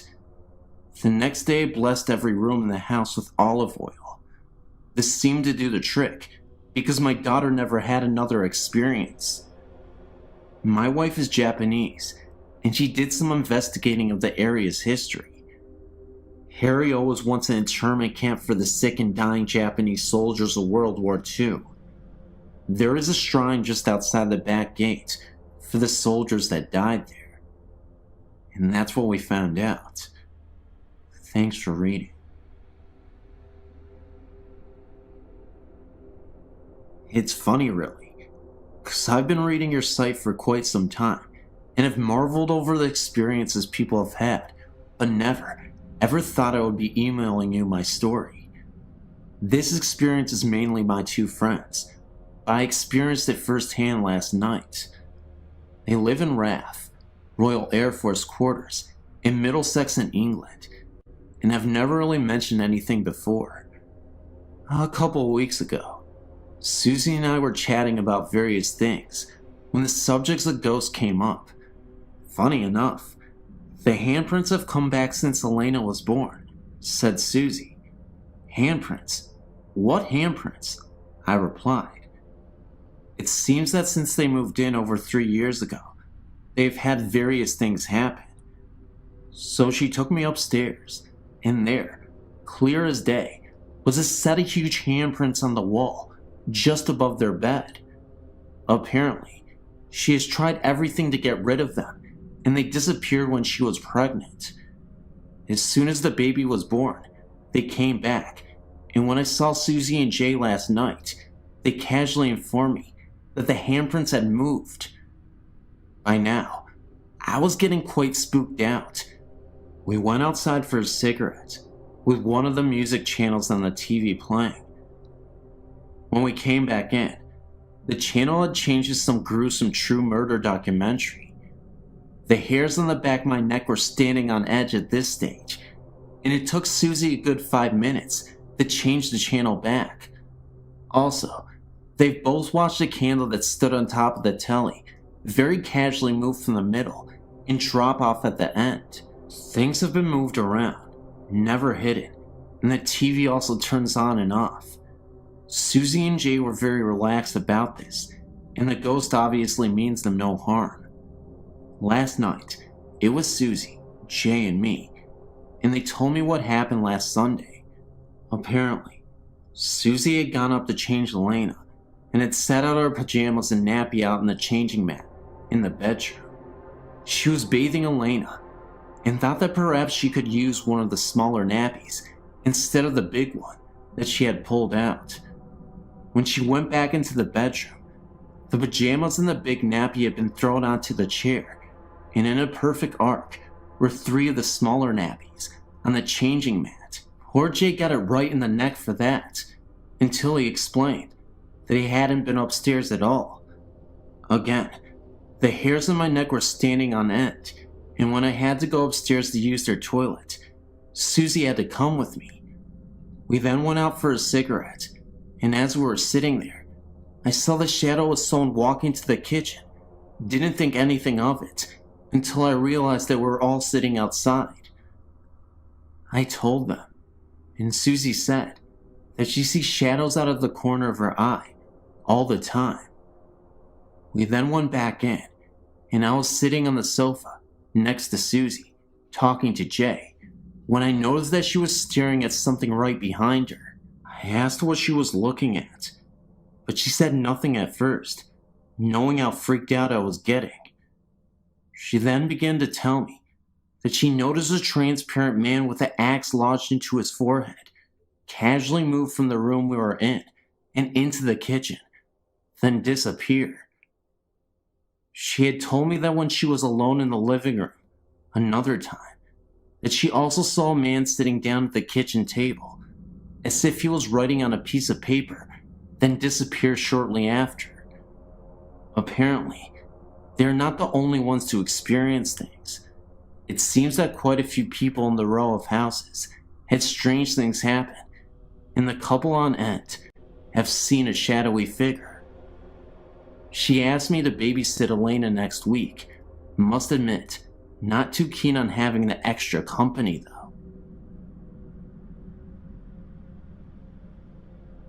When I was about 10 years old, my family lived with my great-grandmother and me, and my brother had to sleep in the basement. Half was for storage, half was an extra room. So one night, at like 3, I had to walk to the top floor to take a pee. On my way down, I hear the voice of a little girl say goodbye. Then I noticed that same voice, and it said die. I immediately freaked out and ran back into my room, absolutely terrified. There was another incident with my brother. He was in the basement, and he heard the same voice coming up the stairs from it. It said die as well. And he turned back, looked down the stairs, and the apparition of a girl was standing right there, and then materialized and disappeared in an instant. When I was 15, we moved out to New Jersey. When I was 16, I heard horribly violent screaming. It sounded like a woman, and it sounded like it was coming from behind me. 3 days later, my brother, he was 19. He heard the same screaming coming from our bedroom closet. Nowadays we don't hear any mysterious voices, but we both know they had to be ghosts. And not only that, they had to be evil. And I don't want to experience that ever again. I'm sure my brother doesn't want to either. Thanks for listening. Wait a second. Are you going to leave the video without even sharing it, or liking it, or subscribing? If you're new, that is. Well, get your booty in the comment section right now, and do it right now. Go on, comment. Comment, I like fries, or something to that effect. Comment anything, because it helps the channel succeed, guys? Go ahead and comment. Love you guys so much. Hope you enjoyed this video.